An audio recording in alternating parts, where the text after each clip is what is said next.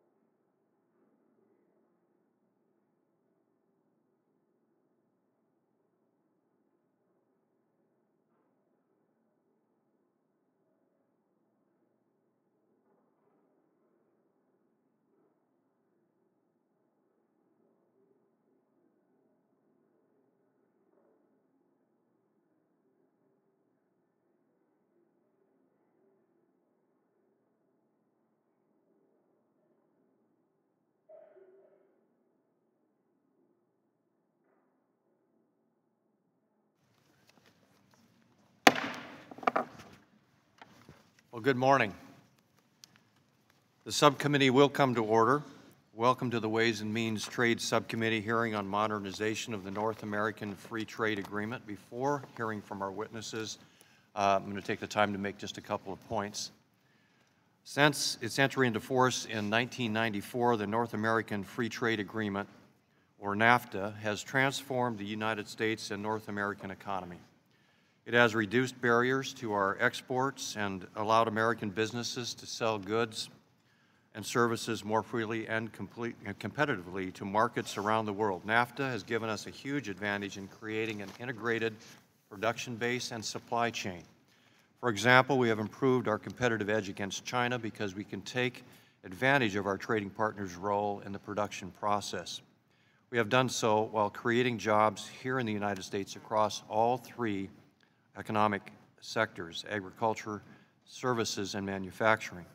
NAFTA has benefited my home state of Washington in particular. Our businesses have exported more than $134 billion in goods to Canada and Mexico since 1994, supporting jobs in communities around Washington state. Because of the elimination of Mexico's 20% tariff on apples and pears through NAFTA, our exports of these products increased by 70% to Mexico. Now, each year, 15% of Washington state's apples and pears are destined for Canada and Mexico. Moreover, consumers across Washington and the country are able to save costs when they purchase goods from Canada and Mexico. Despite its success, NAFTA was negotiated more than 2 decades ago, when the economic landscape looked very different. In 1994, the digital economy was in its infancy. Mexico had yet to undertake significant legal and regulatory reforms, and the North American supply chain had not yet fully developed. Today's challenges require new rules, not only to reduce tariffs on our exports, but to remove non-tariff barriers as well. And I am pleased that the administration's NAFTA negotiating objectives, which were released yesterday, set a high and ambitious bar to address many of these challenges head-on. Red tape and burdensome customs procedures, the expansion of forced localization requirements, and the restrictions on the flow of cross-border data, and inadequate rules governing e-commerce are just some of the problems Washington's businesses are facing in today's digital economy. Our farmers and ranchers are fighting against the adoption of arbitrary sanitary and phytosanitary restrictions not based on science, and the use of graphic indicators as a form of protectionism. For our dairy producers, we must address Canada's dairy policies, including the National Ingredient Strategy, which constrain our producers from exporting to Canada and around the world. The need for modern trade rules is clear, particularly in light of our withdrawal from TPP earlier this year. We must continue to lead in setting the high standards needed for today's economy. Today, we will hear directly from U.S. companies across all sectors about the specific issues they face, how NAFTA has worked for them, and how NAFTA can be improved to grow American exports and create more jobs here at home. We will explore important questions like how NAFTA can better address distortions created by state-owned enterprises. How can we help our technology sector continue to thrive and lead the world in innovation? What challenges do small businesses face because of overly burdensome customs procedures or outdated de minimis thresholds? How do we ensure that Mexico applies the benefits of the Information Technology Agreement to U.S. producers? And we must be sure to enforce new and current rules and provisions through effective dispute settlement provisions, including the proven tool of investor-state dispute settlement. It is important that we get this right. A modernized NAFTA agreement will serve as a template for future agreements with our trading partners, particularly in the Asia-Pacific region, where our withdrawal from TPP has left an urgent void. Finally, it is vital that any transition to an improved NAFTA be seamless. Canada and Mexico remain our #1 and 3 trading partners, two of our oldest allies. We will break down the remaining barriers in Canada and Mexico, but we must also preserve the good that NAFTA has done in enhancing U.S. strength and increasing the competitiveness of the North American trading bloc as a whole against the rest of the world. When North America wins, America wins. I'll now yield to Ranking Member Bill Pascrell for his opening statement. Thank you, Mr. Chairman. It's an honor to work with you. We've worked on many other projects together, and they've all turned out pretty good. We'll see about this one. Before I start, Mr. Chairman, I want to bring your attention to the fact that today is Jason Kern's last hearing. And as Chief Trade Counsel for 11 years of service to this committee, I want to thank him. He has been appointed to the International Trade Commission, so he used us as a stepping stone for that. And we wish him the best of luck. Oh, I'd like to add my congratulations to Mr. Pascrell and did he get approval from you before he decided to leave? Absolutely not. All right. Congratulations, Jason. Mr. Chairman, I have a different way of looking at this than what I just heard from you, with all due respect. And on behalf of the Trade Subcommittee's Democrats, I want to thank our chairman for calling this important and much-needed hearing on the renegotiation of NAFTA.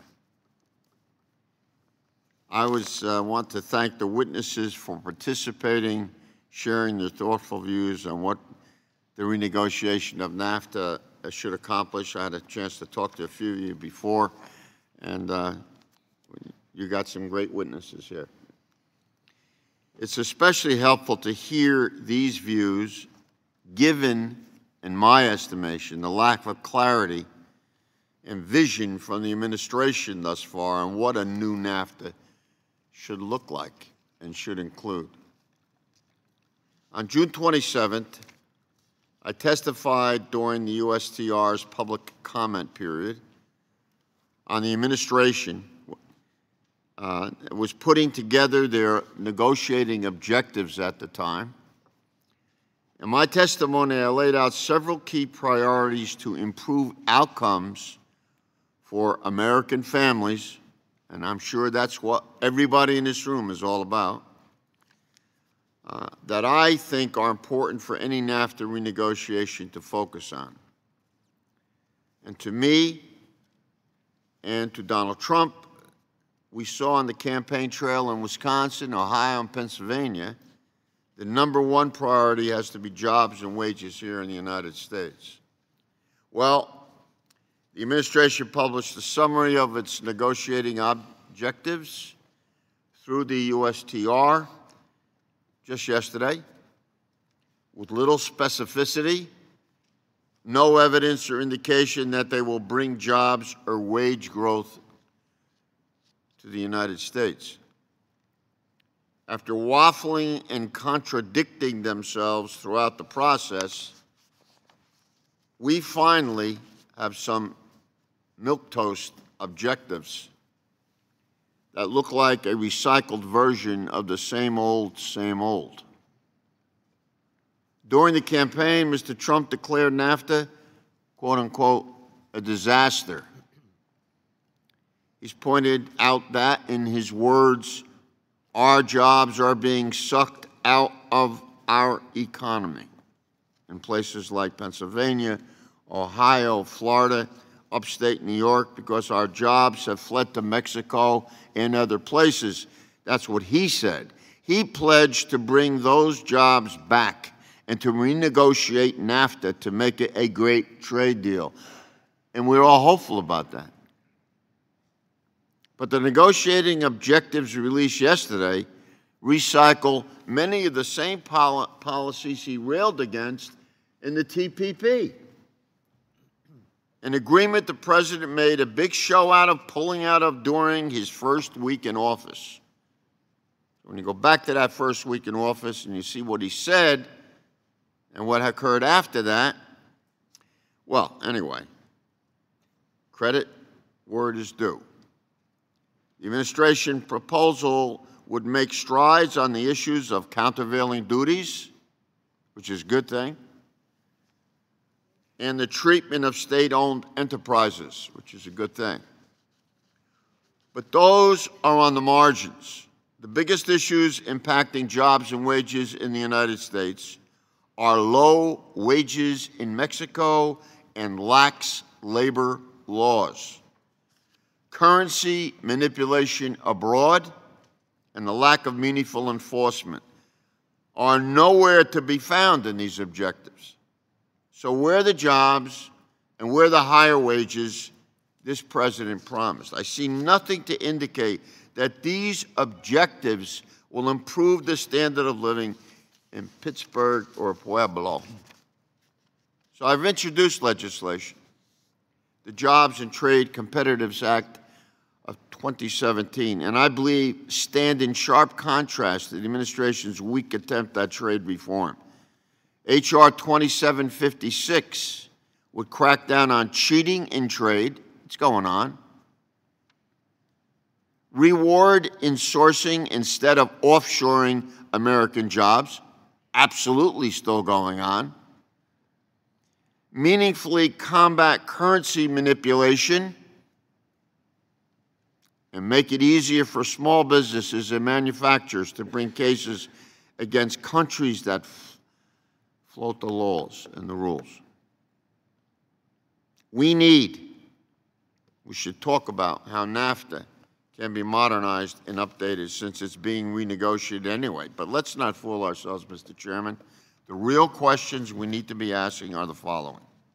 How do we change the terms of NAFTA to create a new and good-paying jobs? How do we change, I'm almost done. How do we change the terms of NAFTA to raise wages and standards of living in the United States? How do we change the terms of NAFTA to ensure the benefits of trade are shared with working people and middle-class families of America? And how do we change the terms of NAFTA to ensure the American economy is healthy, vibrant, and sustainable?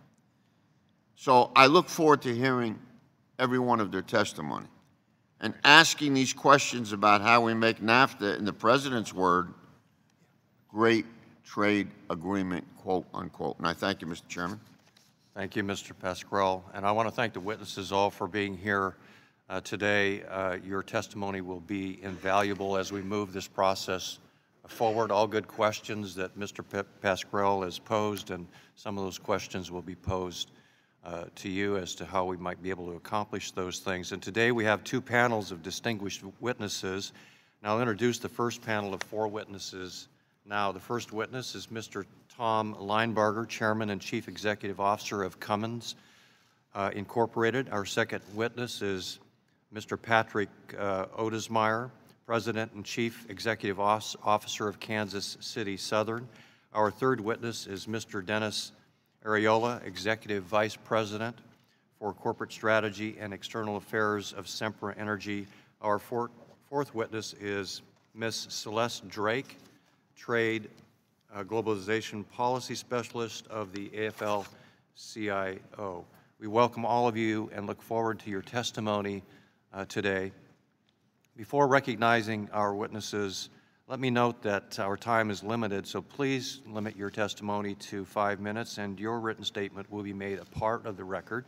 Members should keep their questions to 5 minutes, please. And Mr. Linebarger, you are recognized for your statement.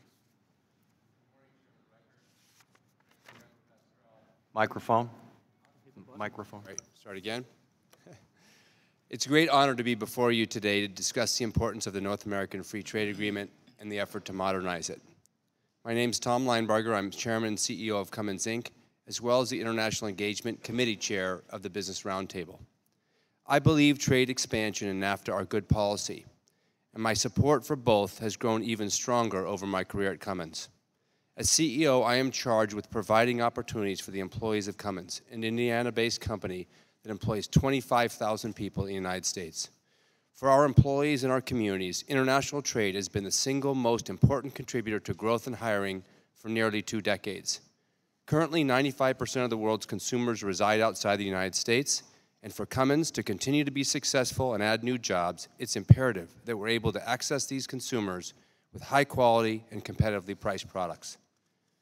NAFTA and our other free trade agreements have allowed us to do just that. One example is the engines we manufacture in Columbus, Indiana for Chrysler's Dodge Ram truck.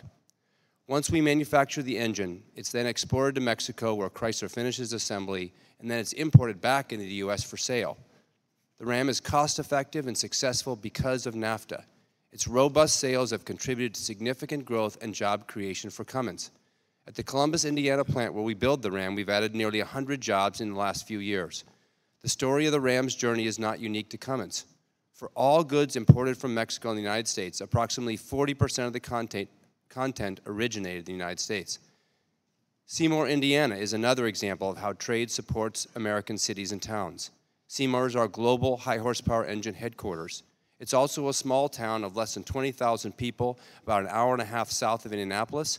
And while many rural towns are struggling, Seymour is thriving. We've invested more than $300 million to renovate the plant, and we've added a cutting-edge technical center there. We now have more than 1,300 employees in this community, nearly doubling the number based there just 5 years ago. We were able to add jobs and make these investments almost exclusively because of our ability to access international markets. We directly export 65% of the products made in that plant, and another 20% are shipped to our plant in Fridley, Minnesota, where they are made into power generators and then exported. In total, 85% of the products made in Seymour are exported, 85%.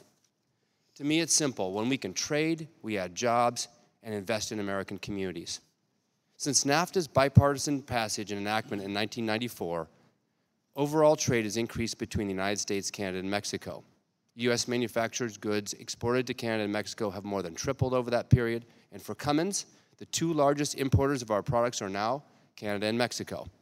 Prior to the agreement, Mexico was one of the most protectionist countries in the world, with automotive imports into Mexico facing tariffs as high as 20%. Mexico also had non-tariff barriers, like local content requirements of 80%, which all but mandated that our production take place within the country's borders. NAFTA brought down these trade barriers and allowed us to avoid duplication of our manufacturing capacity and in our supply chain, allowing us to manufacture more in our high-volume U.S. plants and purchase more from our 2,500 suppliers based in the U.S. Today, Cummins Inc. sells nearly $600 million worth of products into Mexico's market each year, of which 80% is manufactured in the United States. We are also the largest engine provider for the on-highway heavy-duty truck market in Mexico. All of these engines are manufactured in our plant in Jamestown, New York. It's clear that NAFTA has been a positive force, but we should embrace the opportunity to modernize this 23-year-old agreement. Improvements could be made by incorporating trade, investment, and related regulatory reforms, promoting digital commerce and cross-border data flows, ensuring fair competition with foreign state-owned enterprises, and protecting U.S. intellectual property rights. We also believe that NAFTA's environmental and labor standards must be strengthened. Mr. Chairman and members of the committee, my overwhelming support for trade and NAFTA comes from the difference I have seen that it makes for Cummins, our suppliers, our employees, and their families. Thank you for the opportunity to speak with you today. Thank you. Mr. Ottensmeyer, you're recognized for 5 minutes. Good morning. My name is Pat Ottensmeyer. I'm President and CEO of Kansas City Southern, a railroad holding company with operations in the U.S., Mexico, and Panama, and headquartered in Kansas City, Missouri since 1887. Thanks to the chair, the ranking member, and the subcommittee for holding this hearing today. Today, I also represent the U.S.-Mexico CEO Dialogue Strategic Trade Initiative Working Group, of which I am the U.S. chair, as well as the Association of American Railroads. The CEO Dialogue is a private sector forum initiated by the U.S. Chamber of Commerce and CCE in Mexico to engage U.S. and Mexico CEOs on key economic and trade issues. U.S. Secretary of Commerce Wilbur Ross and Mexico Secretary of Economy Ildefonso Guajardo spoke to the 8th semi-annual dialogue on June 6th here in Washington. We welcome their comments, which focused on the need to modernize NAFTA and to do no harm to the tremendous benefits that the current agreement provides American workers, farmers, and consumers. As Congress and the Trump administration turn their attention to modernizing NAFTA, we support their efforts to update the agreement. NAFTA is critically important to the U.S. railroad industry, including KCS. According to a study conducted by the AAR in March of this year, at least 42% of rail carloads and more than 35% of annual revenues are derived from international trade. International trade accounted for $26.4 billion of freight rail revenue, 511 million tons of rail traffic in 2014. During the same period, approximately 50,000 rail jobs, which contributed over $5 billion of annual wages and benefits to the U.S. economy, depended directly on international trade. Rail movements associated with international trade include virtually every type of commodity railroads haul and involve every region of the United States. A major shift toward more protectionist policies would threaten rail jobs all over the country. Treasury Secretary Mnuchin recently stated that, quote, "We believe in free trade. We are in one of the largest markets in the world. We are one of the largest trading partners in the world. Trade has been good for us. It has been good for other people." We agree with that statement. In a letter to President Trump dated May 25th, I joined 31 other CEOs of major U.S. companies offering our support to modernize NAFTA without disrupting current trade flows and the livelihoods of millions of Americans who depend on them. We offered to work with the administration to update NAFTA, expand and promote free and fair trade with Canada and Mexico, ensure a level playing field, and spur economic growth and job creation for American workers, farmers, and businesses. We all agree to the following. NAFTA has been good for the U.S. and for North Americans' competitiveness in the world. Notwithstanding, NAFTA was negotiated almost 25 years ago, so updating the agreement for today's economy is entirely appropriate. 14 million American jobs and the livelihoods of millions of American families depend on NAFTA, especially in rural America. The administration should approach negotiations with an emphasis on updating the agreement and expanding the opportunities for U.S. exports where there is substantial growth potential. There should be a U.S. focus on enhancing the flow of trade across our borders, avoiding the high tariff that existed prior to NAFTA, and eliminating other trade barriers that preceded NAFTA. The following procedures established in the, following the procedures established in the bipartisan Congressional Trade Priorities and Accountability Act of 2015. Negotiations should proceed promptly and trilaterally to avoid uncertainty that disrupts supply chain and investment, and should use NAFTA's amended process under Article 2202. And again, U.S. negotiators should be careful to do no harm in areas beneficial to the U.S., especially to our U.S. agriculture and food products exporters. In addition, KCS believes the U.S. negotiations should work to achieve trilateral uniformity for customs and border control procedures to improve the fluidity and security of export freight movements, and preserve Chapter 11 and ISDS to protect investments by U.S. companies like KCS that have created the supply chain infrastructure required to support U.S. exports. In the 20 years our company has been doing business in Mexico, we have invested $4.5 billion. There are very significant and growing opportunities to increase U.S. agriculture, energy, petrochemical, and plastics exports to Mexico. Our company is investing money today in Mexico to facilitate and expand liquid fuels exports from the U.S. Gulf Coast to Mexico. Without the past and future investment in Mexico facilitated by NAFTA, these opportunities could not be realized.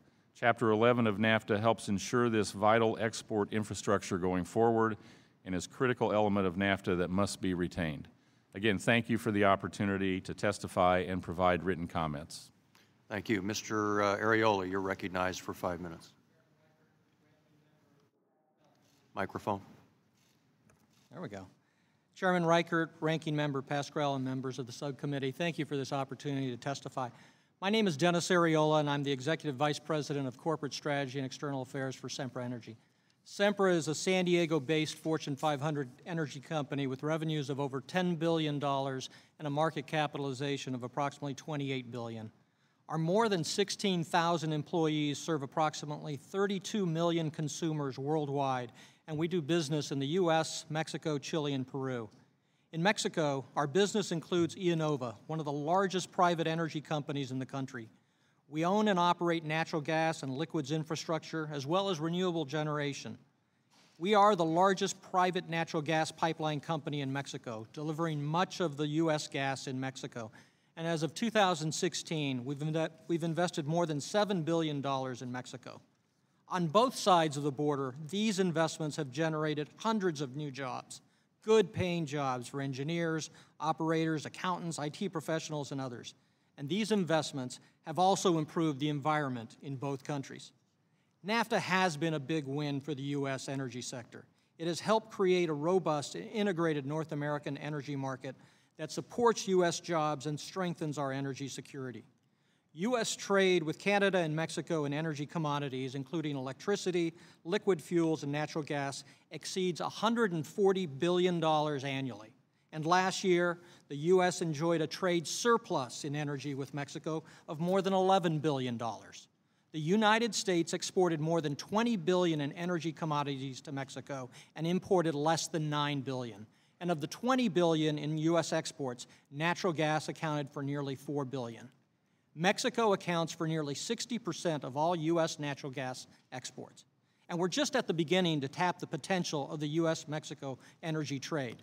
Mexico's natural gas imports, for example, are expected to double in just the next 5 years.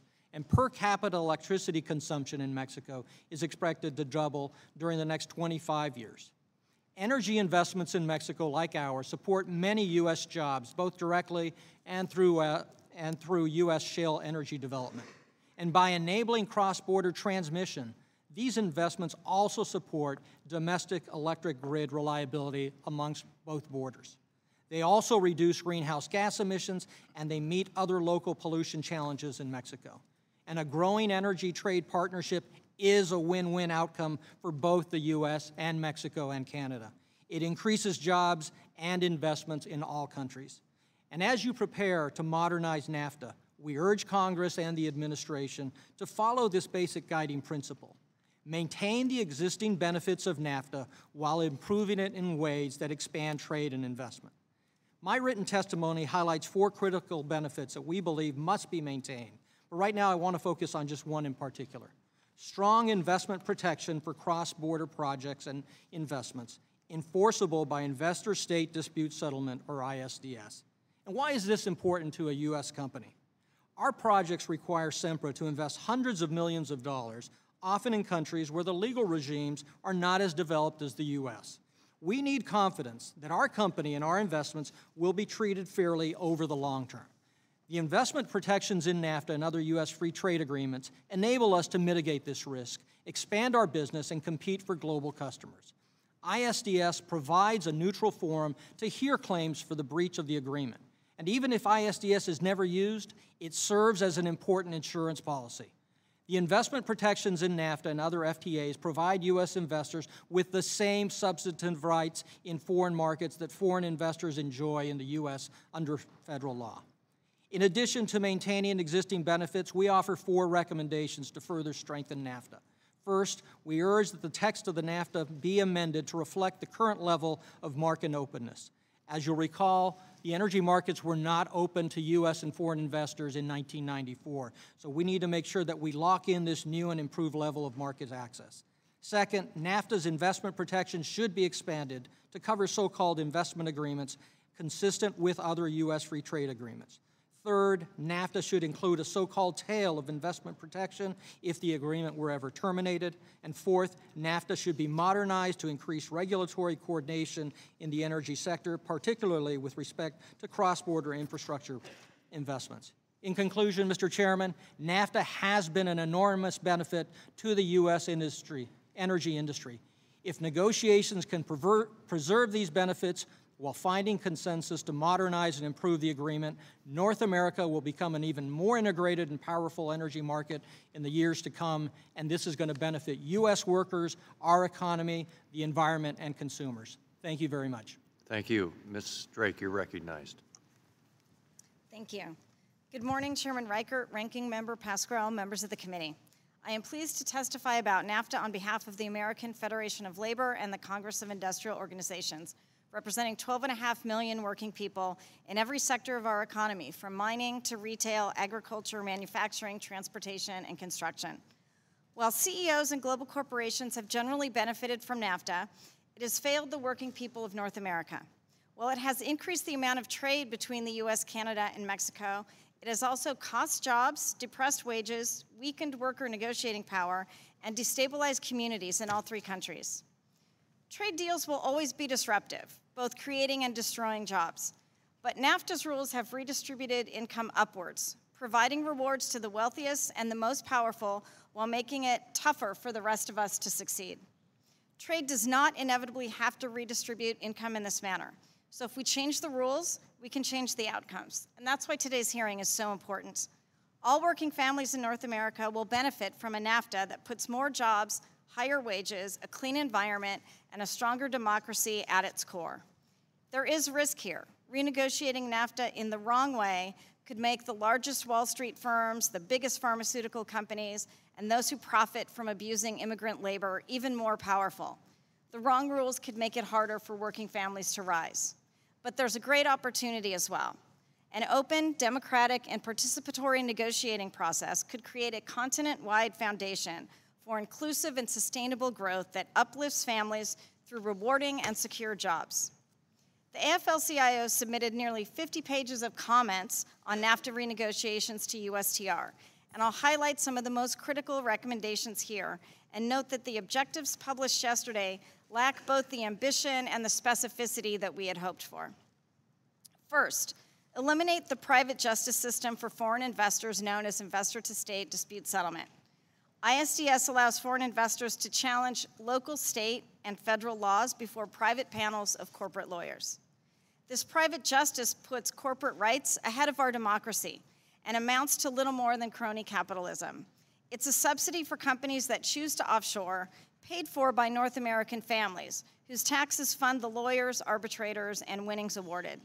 Scrapping ISDS will help level the playing field for small domestic firms and their employees, while leaving those who want to invest abroad free to do so. Next, replace NAFTA's labor and environment side deals with effective, binding rules in the core text. NAFTA's side agreements were not designed to raise standards. They were hastily patched together to quiet critics.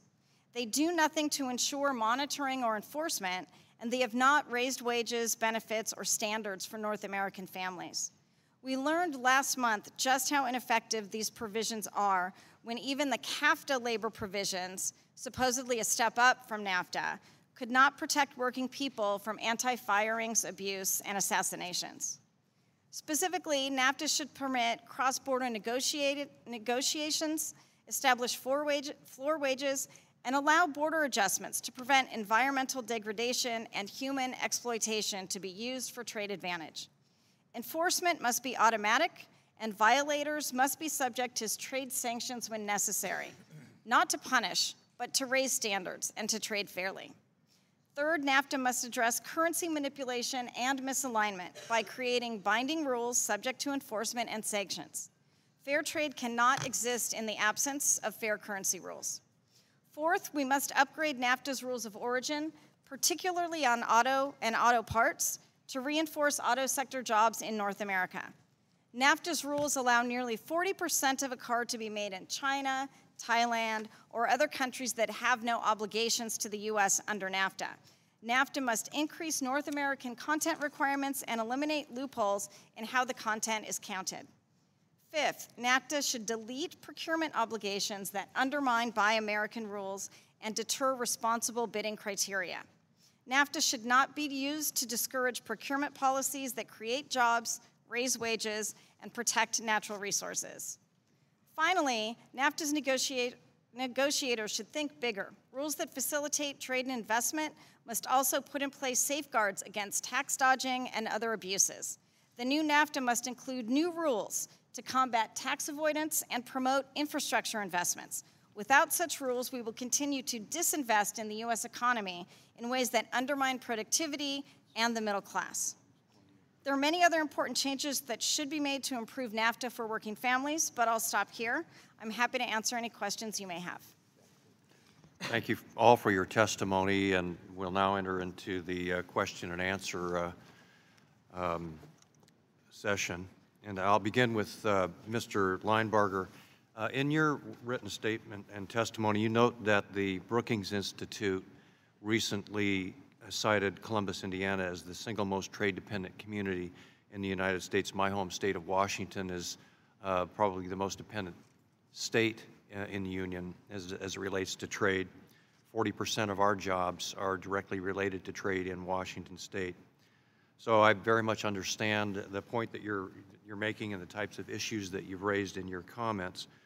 One concern that I continue to hear from my constituents has to do with the need to eliminate burdensome customs procedures and regulations. One of the examples I often hear about is the need for streamlined customs processes, including electronic forms, signatures, authentication, as well as the need to eliminate duplicative and unnecessary regulations throughout the NAFTA zone. So what are your thoughts related to this red tape? And then more specifically, what are the challenges that you've faced with your company? And hopefully you have some thoughts on some provisions we might be able to include that would streamline this and eliminate some of the regulations red tape. Thank you for your question, Chairman Reichert. I would just say a couple things. First is that one of the reasons Columbus, Indiana, I think, has become such an important, that international trade has been so important to Columbus is because our growth and hiring has depended so much on being able to access customers outside the United States. The cost of participating in the commercial engine business is high in terms of R&D. We have to spend a lot of money on R&D, typically around $700 million a year, and therefore to be able to pay back that R&D, we need to be able to sell a lot of units. That's just, you need scale in our business to succeed. And it just turns out there are not enough customers in the United States, even if we occupy reasonably strong market share, to afford to do all the investment we need to do to succeed. And much of that investment, by the way, has been what's helped us fulfill the requirements of the Clean Air Act in terms of emissions from trucks and construction equipment over the last 15 or 20 years, which has been quite beneficial, I think, to communities. So that need to be able to invest is one of the reasons we need to develop scale and therefore be able to access foreign markets. So trade agreements have been a very important part of that. With regard to your second question about duties or customs rules, there's no question that by streamlining regulations on customs and other, what I'd call sort of the small tactics and how NAFTA performs across our region, we can improve our economic activity in all three countries. Oftentimes the big elements of a trade deal get all the attention, and it's the small parts like lines at the borders where trucks get stuck for hours and hours or days at a time that actually stop the economy from moving. So that's one of the emphasis we put at the Business Roundtable where I participate is how do we work out some of the smaller issues that, or these things that seem smaller that could actually add to our economy with no cost to any of the sides by just being more efficient. So there are significant opportunities there using technology, as you mentioned, to reduce the burden on all sides and improve economic activity across the three regions. And I think that should be a clear follow-on from whatever NAFTA agreement is finally reached. Could you mention a couple of the thoughts that you might have on specific solutions to some of the small tactics that you talked about? I mean, even taking a look at the long lines at the border, having trucks sit and wait. There's no question that using technology instead of older manual process would be one. Standardizing agreements. I heard in your opening statement talking about health standards and making sure we're using science-based standards, standard agreements between the countries, and then using technology wherever possible. Transparency in the rules so everybody knows what the rules are and who's responsible for them. These are just a few of the areas that we've been emphasizing to try to make these regulations more efficient and effective. Okay, great. I yield. Mr. Pasquarello. Mr. Chairman, Mr. Chairman, we're not going to be suckered into the whole of it's the traders versus the isolationists. I don't know anybody on this panel up here that is an isolationist. So we believe in trade, and we want it to be fair. So let me ask you this question, Ms. Drake. The President has promised to bring jobs to the United States by renegotiating this disaster trade agreement. You represent the workers, AFL-CIO.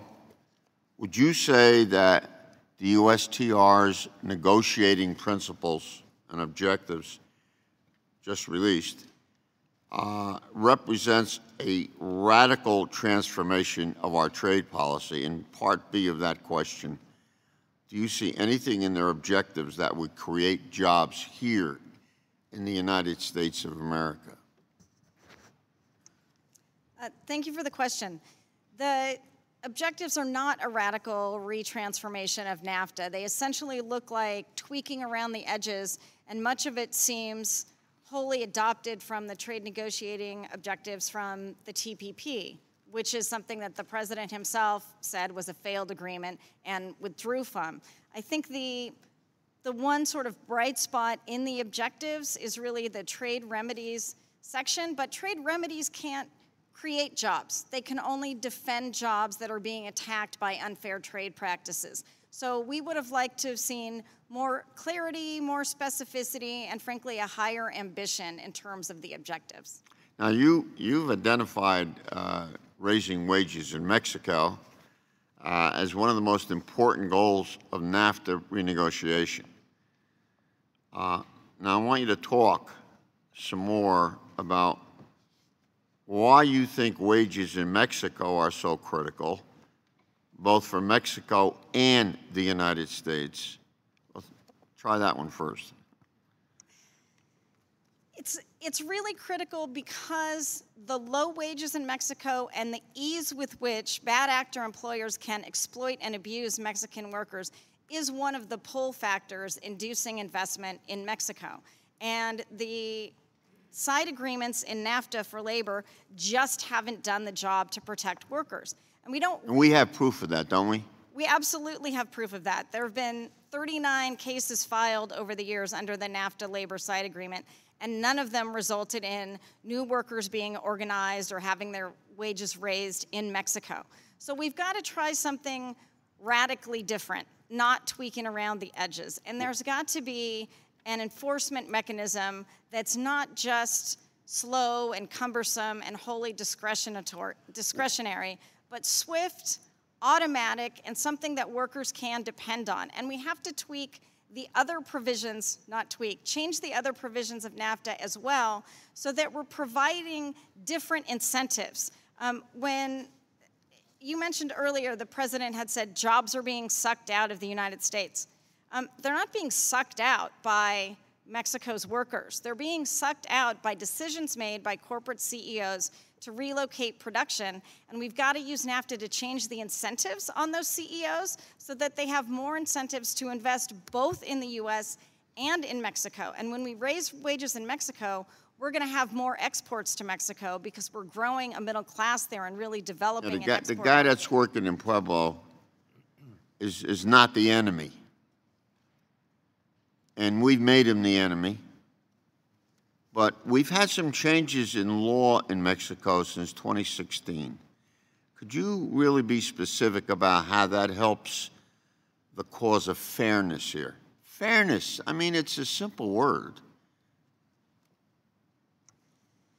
So the labor boards in Mexico have been really corrupt and used to attack independent trade unions in Mexico and really promote these what are called protection unions or yellow unions that simply have the same interests as the employers in many cases.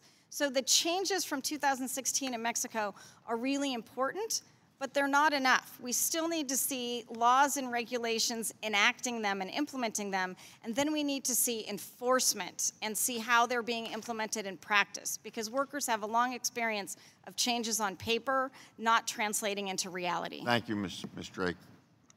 Chairman. Thank you, Mr. Pasquarel. Ms. Jenkins, you're recognized for 5 minutes. Thank you, Mr. Chairman, and I thank the members on the panel this morning for being here. Foreign investment is a critical tool that allows American manufacturing, services, and agriculture industries to grow and to thrive, allowing producers in my district, such as those in and around Atchison and Topeka in the northeast, or Pittsburgh in the southeast of my district, to reach the 95% of consumers that exist outside of the U.S. borders, and boosting income they contribute to our economy. In fact, U.S. economies that invest overseas are responsible for the majority of U.S. exports, as well as the majority of the U.S.-based research and development, both of which support high-paying jobs. This investment is typically about reaching foreign consumers or participating in foreign infrastructure, energy, or resource or projects. While all investors in the U.S., domestic and foreign, benefit from protections based and baked into our Constitution and our strong legal system, such as basic protections against discrimination, foreign seizure, or other forms of unfair action, are not always available overseas. Investor-state dispute settlement mechanisms are one of the most important U.S. negotiating objectives under Trade Promotion Authority, and the administration has been very clear that it plans to follow TPA on modernizing NAFTA. Mr. Ottensmeyer, perhaps you could respond on behalf of my constituents in Kansas. How has the legal protection provided by ISDS been important in your investment decisions for the overall benefit of products grown or manufactured in Kansas? Thank you for the question. As I mentioned in my testimony, over the last 20 years since we've been doing business in Mexico, we've invested $4.5 billion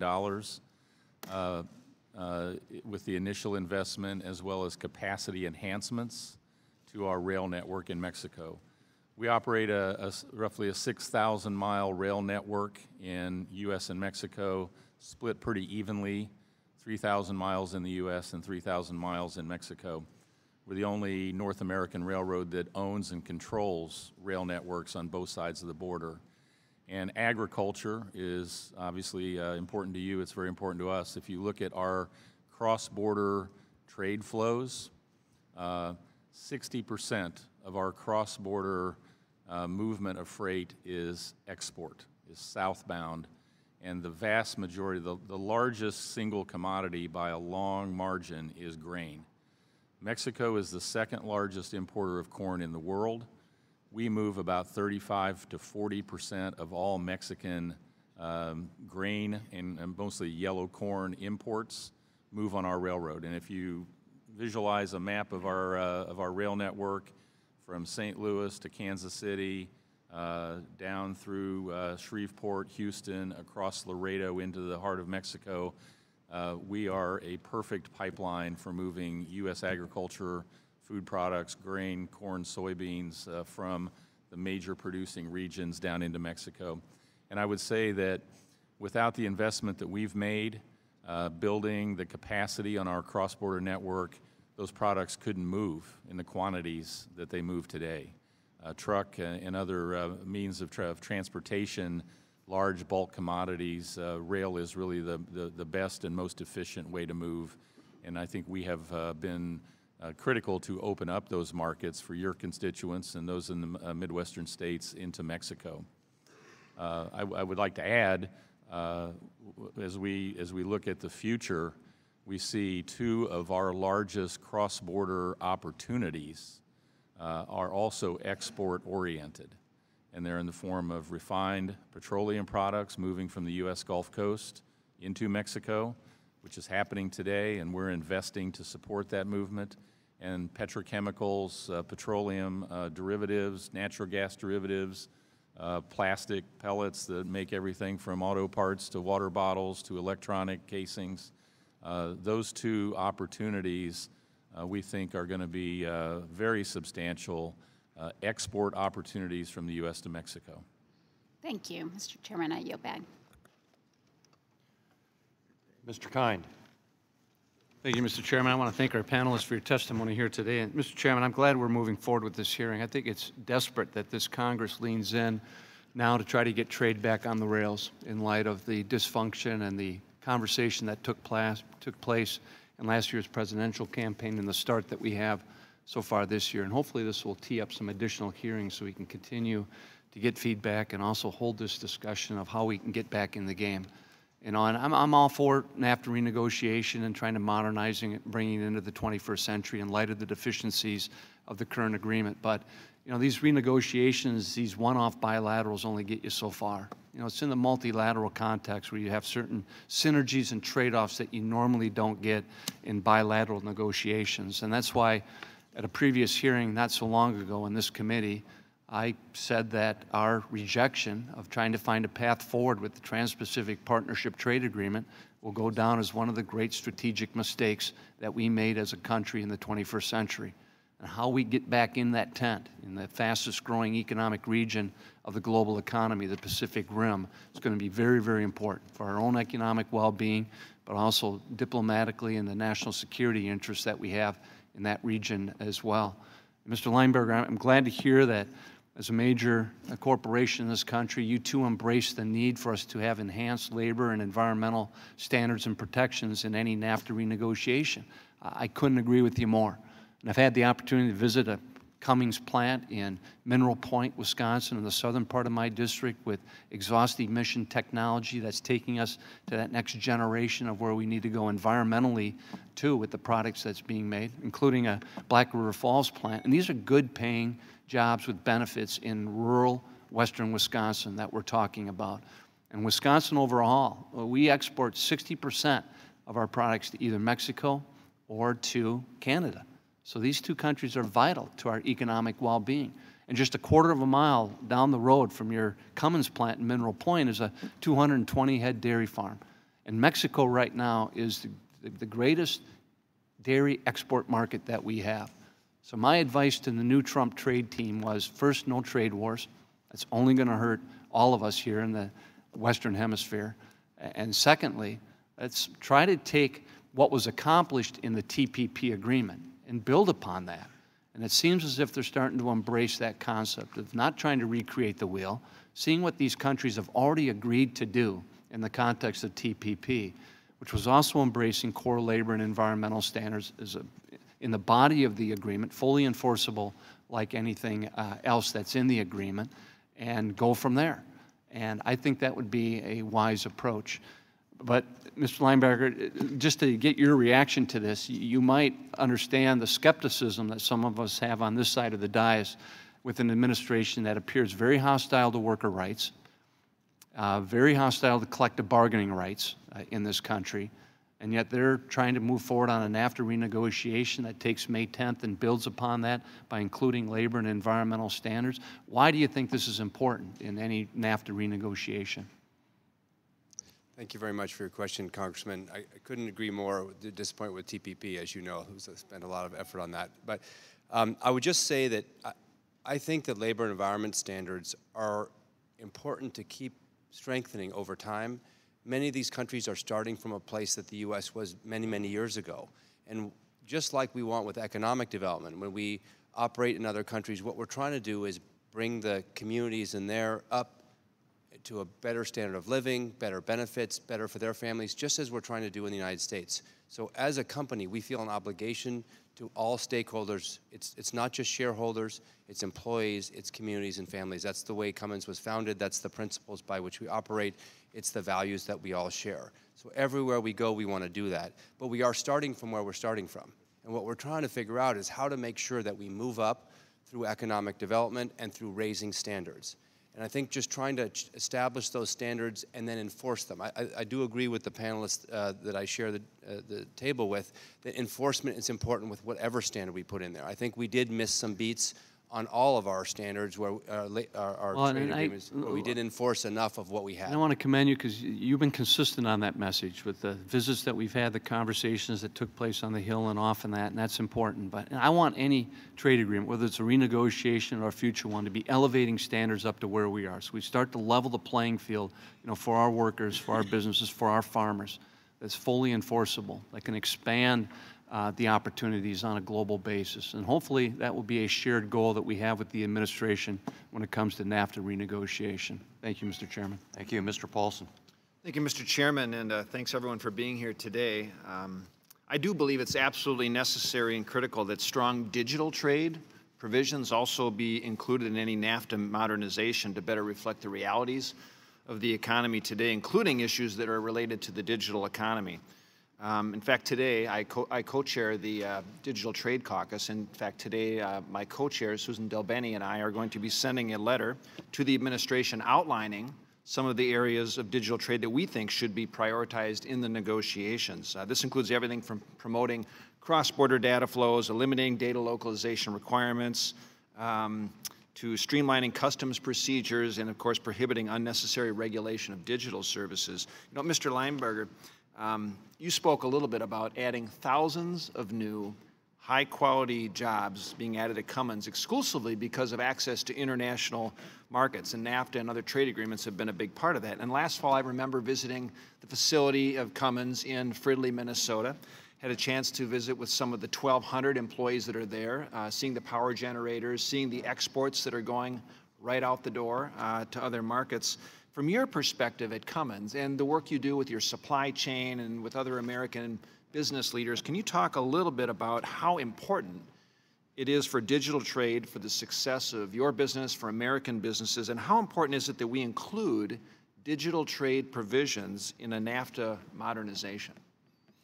Thank you for the question, Congressman. I would just say that in today's economy, digital is a critical element in every business. All of us in business in whatever field are having more and more information and digital-related activities, and so that is just part of the economy. To not have it in a trade agreement is just ignoring where the economy has gone. So we definitely have to have it there.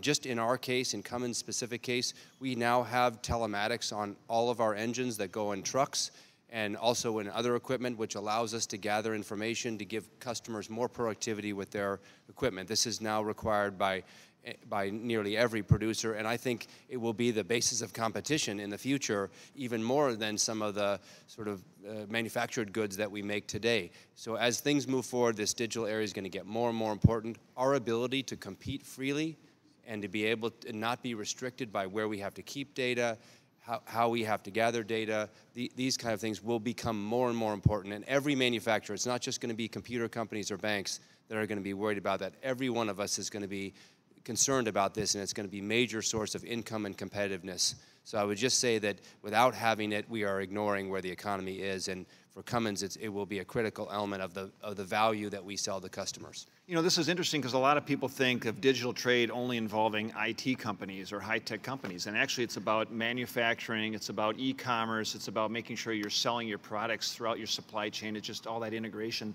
Mr. Otzenmeyer, maybe any other thoughts or feedback on the same topic? I would agree that the digital economy has advanced, just tremendously in the last few years, and the pace is picking up. It's important to us in terms of safety, security, efficiency of border crossing. I would say more importantly, it's important to our customers in terms of being able to track and trace and have information that allows their supply chains to operate at an optimal level.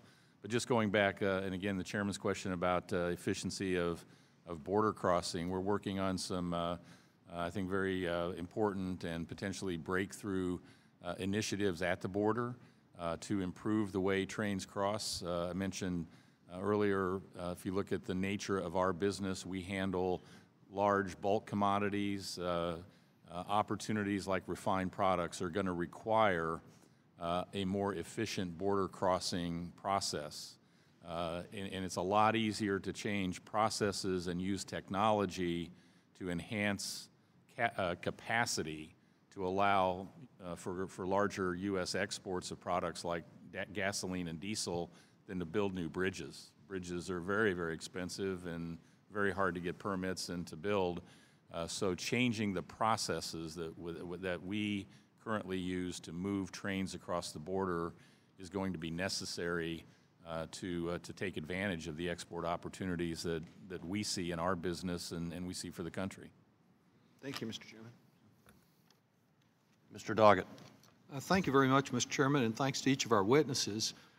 We, of course, know that regardless of the subject, President Trump has little interest in cooperating or collaborating with Democrats in trying to find solutions to the problems that our country faces.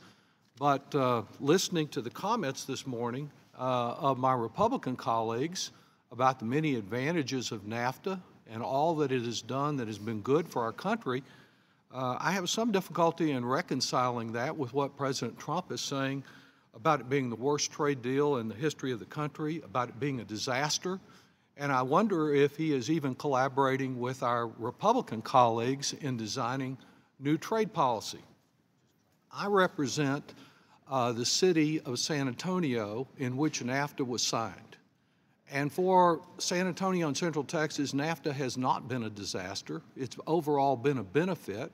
It's been a disaster for the women who worked at the Levi plant in San Antonio, and it's been a disaster for some other parts of the country, but on the whole in our area, there have been a number of economic benefits from NAFTA.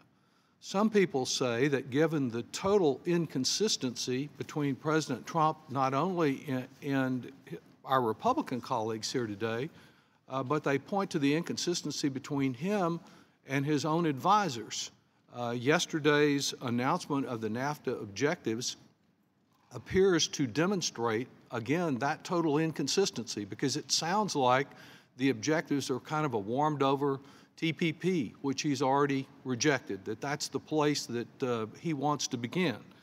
And others have speculated that he will discover that trade policy, not unlike health care policy, is complicated, something all of you knew, and that perhaps his response will be the same as we are hearing today. Let's just forget it and repeal it all. Mr. Linebarger, I found a lot of merit in your testimony. The emphasis on the integrated supply chain, which I see for some of our companies there in San Antonio and throughout Texas. What would be the effect of just saying we've had enough, it's too complicated, Republicans can't agree among themselves as on health care, and just terminating NAFTA? Could it really be done given 20 years of integrating the supply chains, and what would the impact be on American business and American workers? I think the impact would be significant and very detrimental, not only to large companies, by the way. There's no question that large companies like ours would have not only higher costs and less competitiveness, but we would have lower sales, and therefore we would have to reduce our workforce. That's my true belief. I also think, though, for small companies, Cummins has more than 2,500 U.S. suppliers. Many of them are small and medium-sized companies. These companies are now very sophisticated in how they participate with Cummins international trade.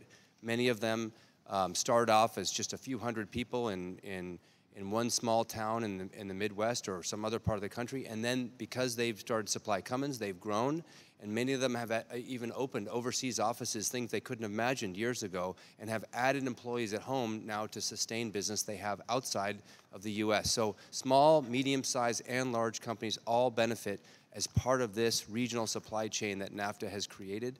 So I'm very convinced that terminating NAFTA would have a very, very detrimental effect on the U.S. economy. I appreciate the fact that you also advocate enforcing environmental and labor conditions, and find it, again, totally inconsistent with what President Trump has said, that he's proposing to cut, not just by a little, but by 80%, a bureau in the Labor Department that is focused on monitoring the treatment of foreign workers, and that has been condemned by a number of American businesses, along with the AFL-CIO, and that the White House has no explanation of why it would reduce the enforcement by 80%.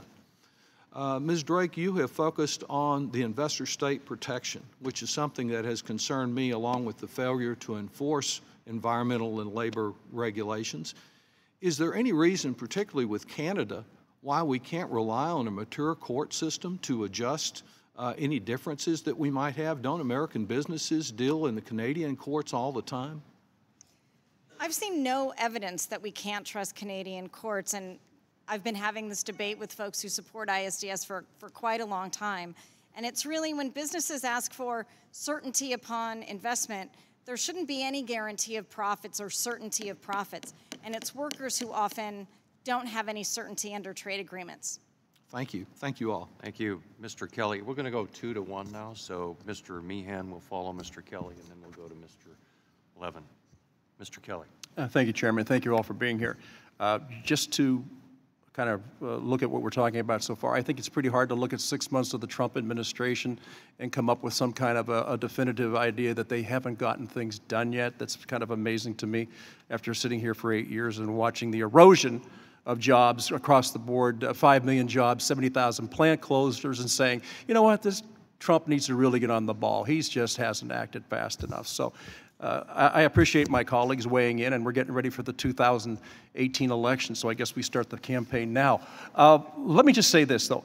I'm really concerned with you all being here today, because a lot of the things that we've talked about, a lot of the jobs we've lost have not been because of trade agreements. A lot of them have been because of tax policy and regulation policy.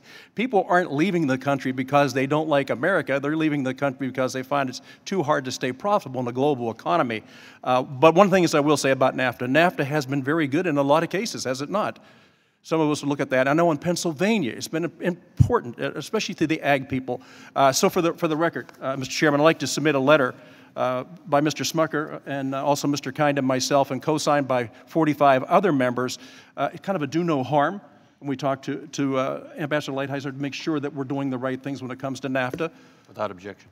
Is there any of you that would disagree with the fact that a 23-year-old trade agreement shouldn't probably be looked at to see, is it operating under the current world that we live in? Is there anybody that disagrees that we should not take a look at that? And you've all offered suggestions of what should be in that new trade agreement, right? Okay, I just want to make sure we're on the same page with this, because I really sometimes get baffled as to where we're going with these questions. But for all of you to come in here, I'm an automobile dealer. I sell Chevrolets, I sell Cadillacs, I sell Hyundais, and I sell Kias. Of all of those products, there's not one that's just made solely in the United States. It is impossible to do. So as we've changed and gone to a global supply chain, how would we now change back, and how quickly could that be done? Mr. Steinberg, I know what you're talking about, and I know that if I were to bring out Maroni labels right now, and by the way, the Maroni labels are the stickers that are on the windows of cars and trucks that are produced.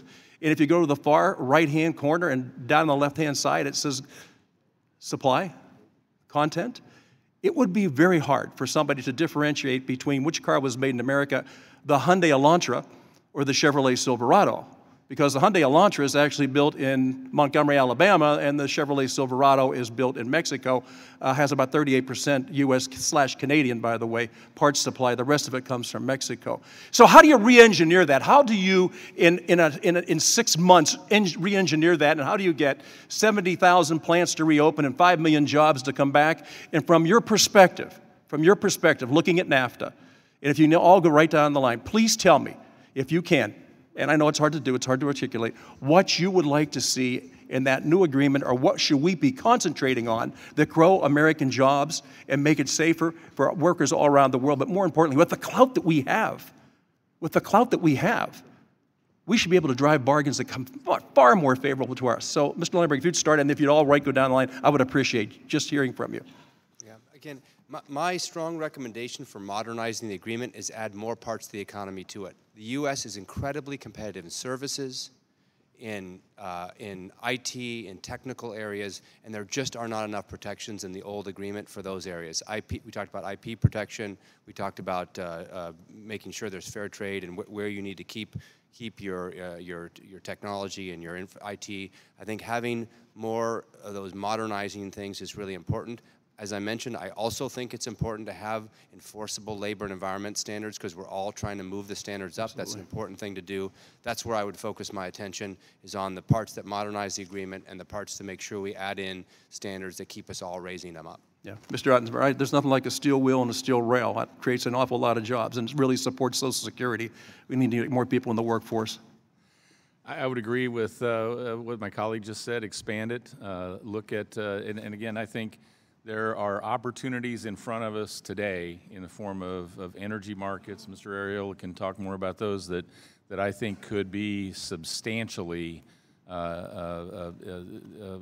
opportunities to improve exports, increase exports. Infrastructure is going to be needed, so we'll do our part and invest in infrastructure on both sides of the border. But I also think some of the regulatory relief that is taking place, particularly in energy markets, is going to make it easier for U.S. producers to tap those markets.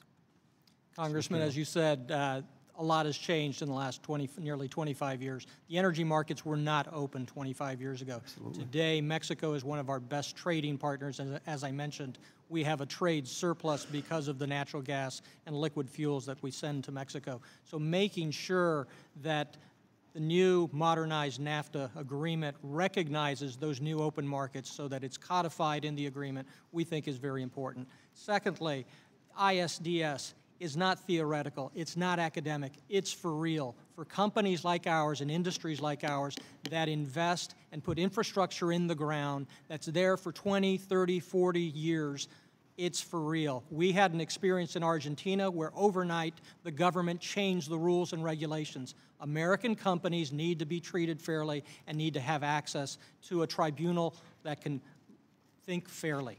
Thank you, Mr. Ariel. Mr. Meehan. Sorry, Mr. Thank you, Mr. Chairman, and I thank the panel for your insights into the broad spectrum of issues that are impacted by the purported agreement and the opportunity for us to go back and revisit some areas, but significantly, and I think Mr. Lineberger put his hand on it the most, we are growing in certain areas that were never part of the original agreements. And my colleague, Mr. Paulson from Canada, from Minnesota, sometimes, hey, he's a pretty good hockey player, so I always think that he's from,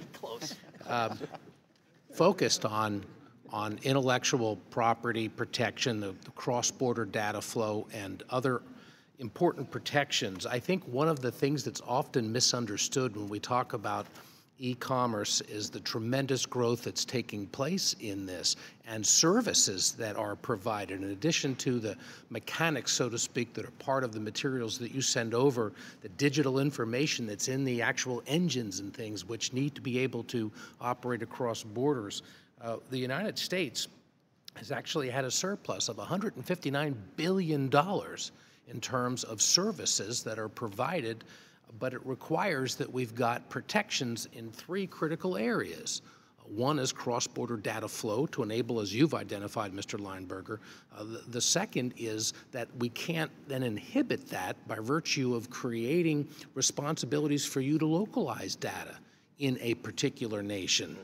And then third is when you do have information that's being traded and that you've got certain kinds of intellectual property, that we've got appropriate protections that recognize and protect against the inappropriate use of that. Can you speak, Mr. Linebarger, to how significant it is that we not only look at this in terms of assuring that both Canada and Mexico, that we visit areas, some of which Canada, for example, does look at localization in some areas. Intellectual property protection is not quite what it has right here.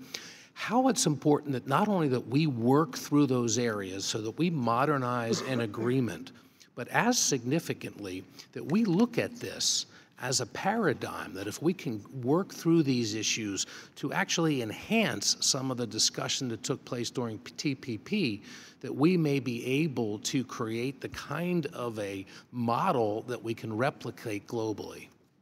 Thanks for the question, and I really agree with that. I think it's important, Congressman Kind mentioned it too, that what when there is access to customers and there are a set of rules that are reasonably standardized, American companies can win. We have an incredibly capable workforce, we have talented people here, and we can win in other markets when the playing field is even close to level, is my opinion. So some rules to live by, and the rules that you're mentioning are the ones that we want to begin to standardize and codify and get more countries to adopt, because those are the rules of the modern economy. And when the rules are there, we can win. So I would strongly agree that trying to push into areas, the new areas of the economy, make sure there's a standard set of rules that we can adopt in other trade agreements, bilateral or multilateral, is a really important thing that we need to do. I was hoping we'd get it with the TPP, but now we didn't. But now we have more opportunities, I think, to do that with NAFTA. Same was true with labor and environment, by the way. All these standards are areas where if we get them in, we have them codified, and we can then move on from there and continue to raise our standards and improve the way that the international trade works. And so there are not so many violators, and it's not so easy to violate. That's, I think, what's going to help good responsible companies do well. The other two areas you didn't mention I would highlight would be state-owned enterprises. There are still many operations where state-owned enterprises are in. Sometimes that's an okay thing to do, but if they're not operating in an economic way, in a fair competition way, that can essentially exclude U.S. companies from participating anywhere near that industry. And the last is national preference rules, which seem advantageous as long as you're the nation putting them in. But the problem is that when the other nation puts them in, it essentially excludes you from those industries. And I just mentioned that some of the most competitive industries we have, banking, insurance, other IT-related industries, are areas that other countries like to put national preference standards. So if we have them, they're going to put those in and because that stifles not only innovation, but when we have products that are innovations that can have an impact in their markets, it prevents the access to those markets and prevents that kind of growth of what we're talking about has actually been a surplus when we've been able to deliver those kinds of services and innovation to foreign markets. Well, boy, I've got a lot of other questions, but the time has run out, and I appreciate your answers. And Mr. Chairman, I yield back. Thank you. Mr. Levin. Thank you, Mr. Chairman. And I think this panel, perhaps it hasn't been planned that way, has really helped us get to the nub of the issue.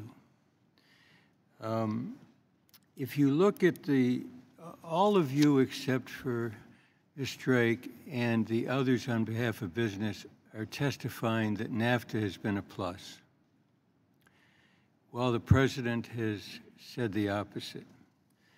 If you look at the surplus and deficit figures, they tell the story. There's, with Mexico, a substantial surplus in services.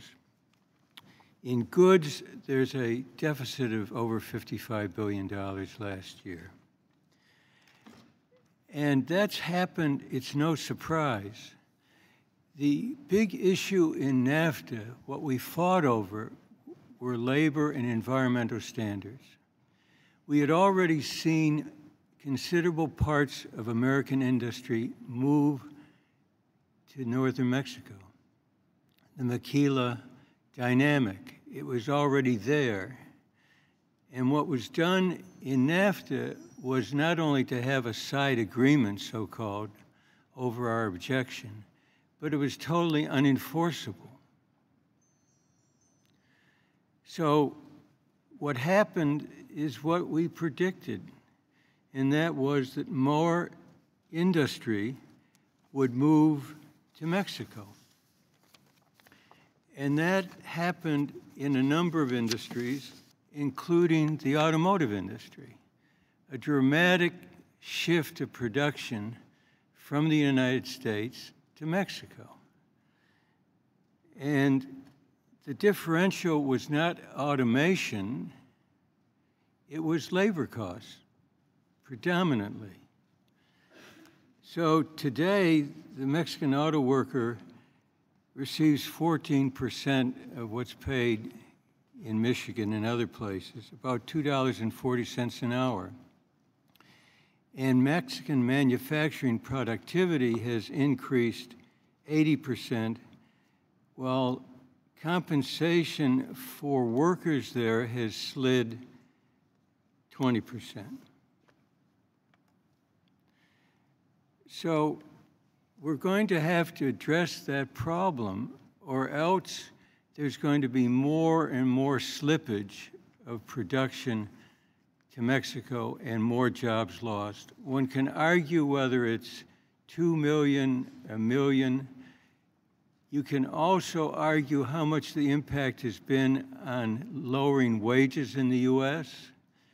I think undoubtedly the two-tier structure in the UAW plants resulted from the shift of production to Mexico. And so, while I don't agree with the super populism of this president for 1 second. I do think there's a real issue here. Mr. Linebarger, you said, and that's why I think this is a useful hearing, you said, we believe that NAFTA's environmental and labor standards should be strengthened and incorporated into the updated agreement itself. The only way that's going to happen is if Mexico dramatically changes its laws and practices. And if they don't do that before we vote, there's never going to be an assurance that it will ever happen. And so I think we need to ask you in the business community who say that, as well as those in the labor community, and those of us who care about worker wages in the U.S.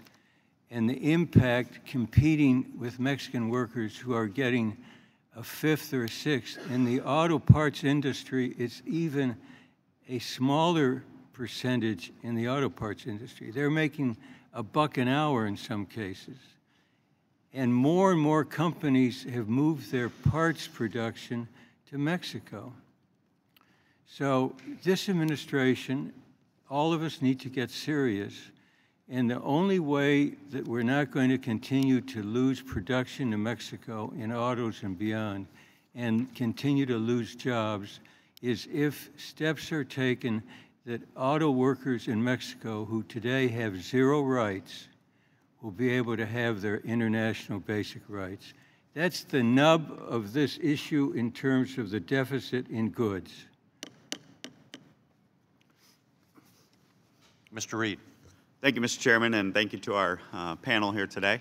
I wanted to focus in a little bit, and I appreciate the efforts the administration is doing in modernizing the NAFTA and bringing it up to current standards. I mean, over 22 years, this agreement, for example, take the energy sector. And I want to focus there a little bit and then touch upon how that impacts U.S. manufacturing, because I'm a firm believer in U.S. manufacturing. When they started NAFTA, the Mexican energy market was essentially off limits. And as you noted in your testimony, that's been opened up a little bit. But I was wondering, Mr. Arella, from an energy perspective, what provisions should we be focusing on? How can we strengthen access to that marketplace? And what will that do to the overall cost for manufacturers, in your opinion? And now I'll go to Mr. Linebarger. As a manufacturer, proudly in my district with 1,500 folks working there in Jamestown, New York, we appreciate his efforts. So maybe expand a little bit on the energy sector and what we need to focus on there. Sure. Thank you for the question, Congressman, and thank you for your letter to Ambassador Lighthouser talking about the importance of free-flowing energy across all borders. One of the things that I'd touch on is the importance of cross-border infrastructure processes. And when you look at what's been happening in the energy world, the developments, especially on the electric side, have been very beneficial both to the United States as well as Mexico and Canada from a grid reliability standpoint. So as you know, these projects take a lot of time, and certainty is important to know what the schedule is, what the approvals are required. So what we'd like to see in a modernized NAFTA is to have additional rules set in place, how the coordination is going to take place, not taking away the sovereignty of approvals from each country, but laying out a process so that companies like ours and sectors like ours know what to expect and how to manage the process and how each country is going to be dealing with it. We think that that helps a lot with getting the investment done in a timely basis, which actually helps to produce additional jobs here in the United States as well.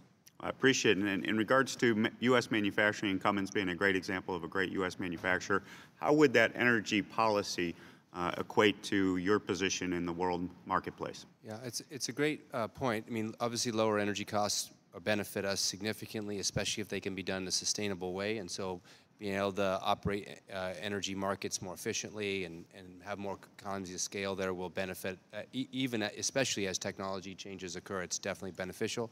The other thing is that, you know, the Mexico began to restructure its own energy industry because it has a state-owned enterprise there. They were very restrictive to buying from U.S. companies. Now they buy equipment from U.S. companies. They have just started restructuring that, though, so I would just encourage those participating in the NAFTA renegotiation process to continue to push them to continue restructuring. Don't go backwards, because it's politically challenging for them to restructure that sector of their economy. So we want to encourage them to do so. And I think that's one of the real benefits of a thing like NAFTA. If we want to restructure Mexico's economy, be it labor standards or energy restrictions, the economic activity represented by NAFTA is the way to drive them to do it. We can't just decree that they raise labor standards or that they open their energy sector. It's only the benefits they receive from economic activity with the U.S. that drives them to do it. So we should continue to push Mexico to raise standards, open markets, and I think through renegotiating NAFTA and through the benefits from NAFTA, we can do it. I appreciate that. With that, Mr. Chairman, I'll yield back. Thank you, Ms. Noem. Mr. Holding. Thank you, Mr. Chairman. As the very happy owner of a pair of Cummins engines, I'm always watching the innovation and new technologies that come out of Cummins with their new engines. So I'd ask Mr. Linebarger, how important is being able to access customers outside of the United States and Mexico, Canada, and elsewhere for Cummins' ability to keep innovating and coming up with new technologies and more sophisticated engines?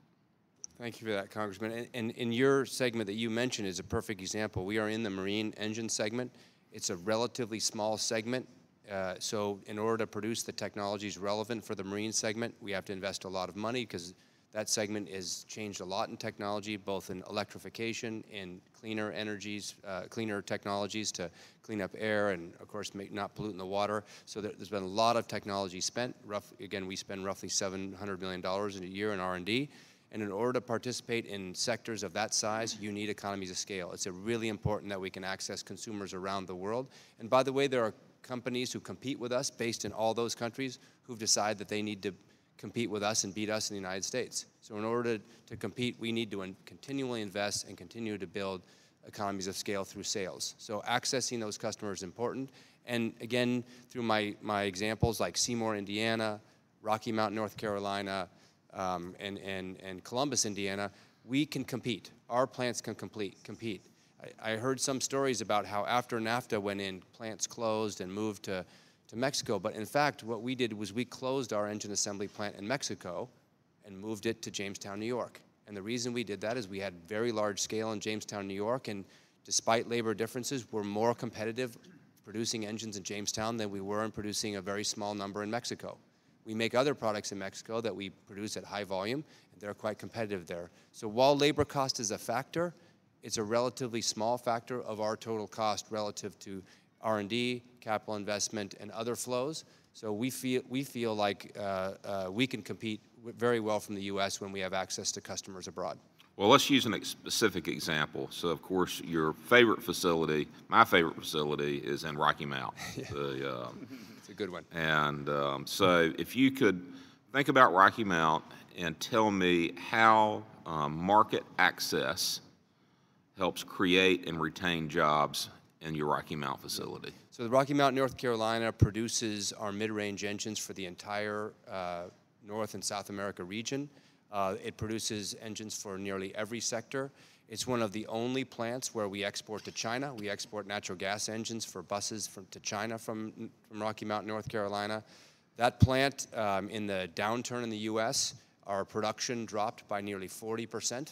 And at the lowest point, we were down almost 2/3 of our production because the economy was so weak in the U.S. right after the financial crisis. And it was our growth in business outside the U.S. that allowed us to continue to maintain reasonable levels of employment in that plant and then hire back from that very devastating downturn. So we find that the international business not only allows us to grow our business, to reach economies of scale, but it also protects us against economic cycles that we have in the U.S.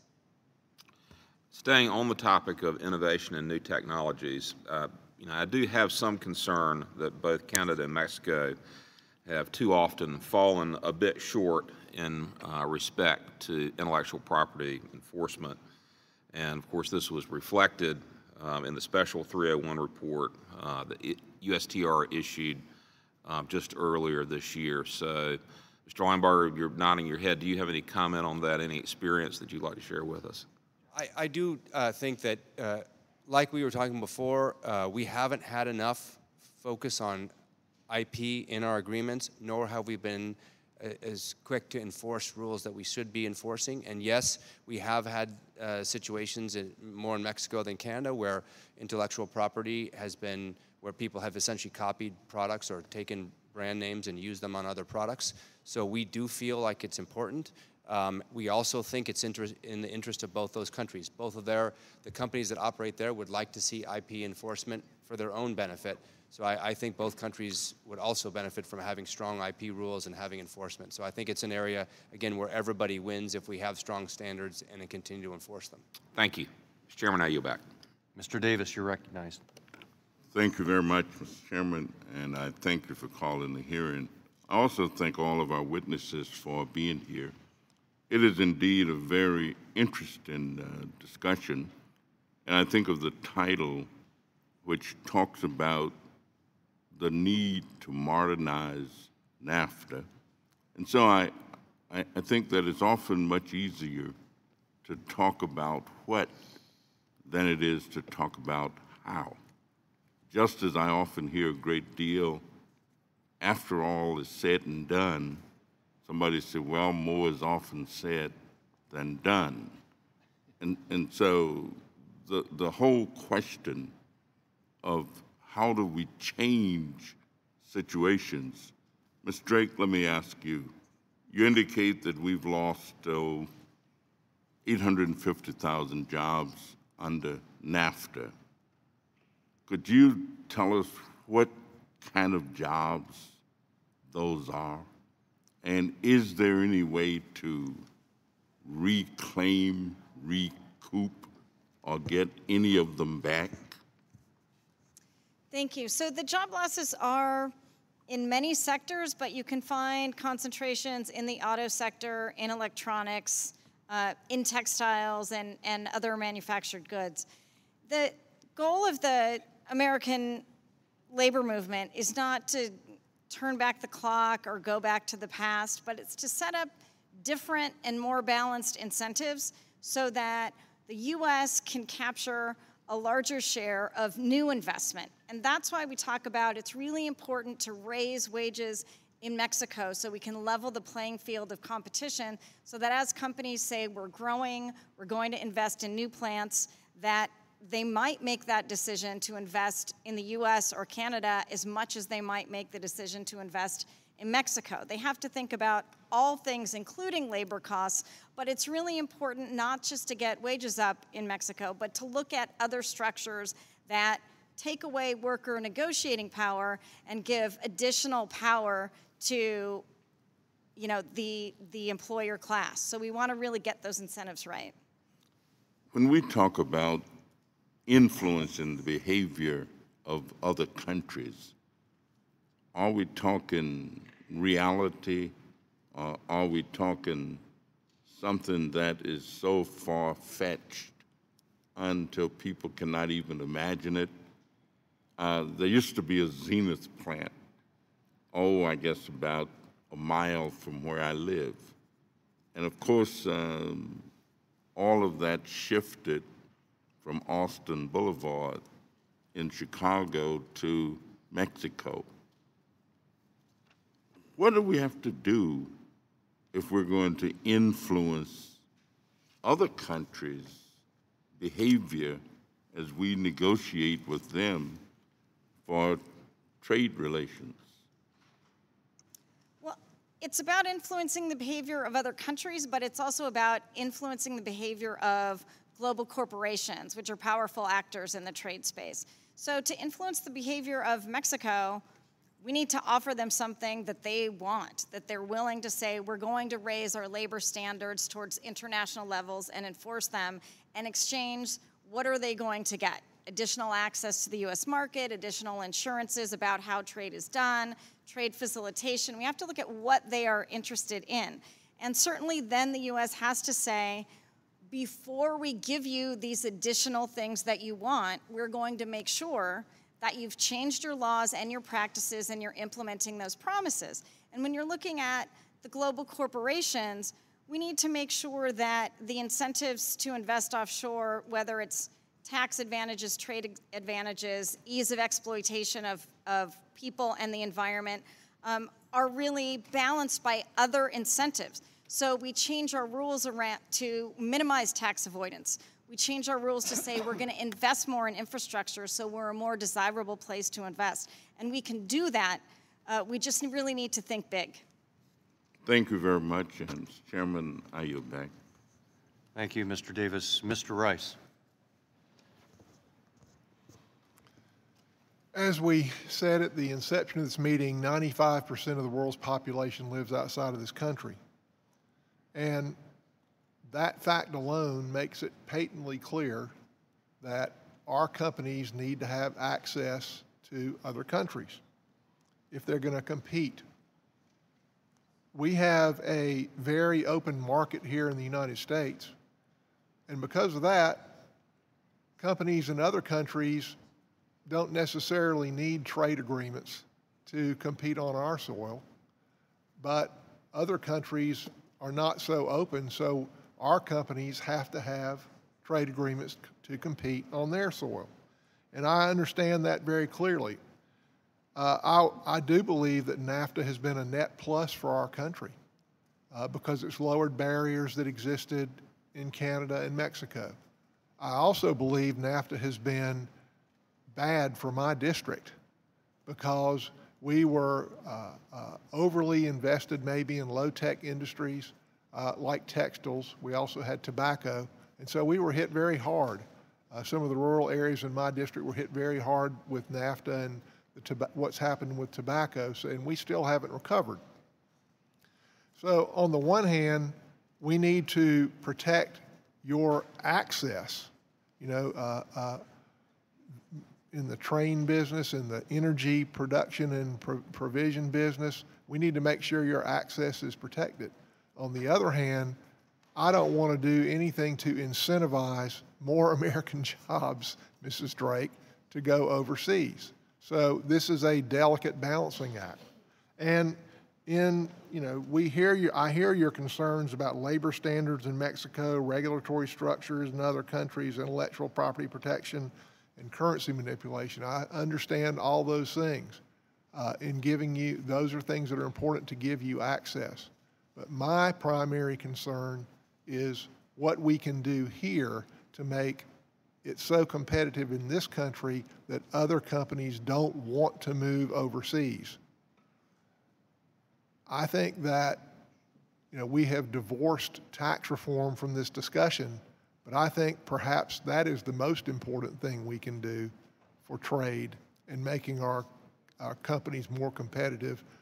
Ambassador Lighthizer was here a couple of weeks ago, and I asked him, in renegotiating NAFTA, Mexico has a 16% border adjustment through a VAT.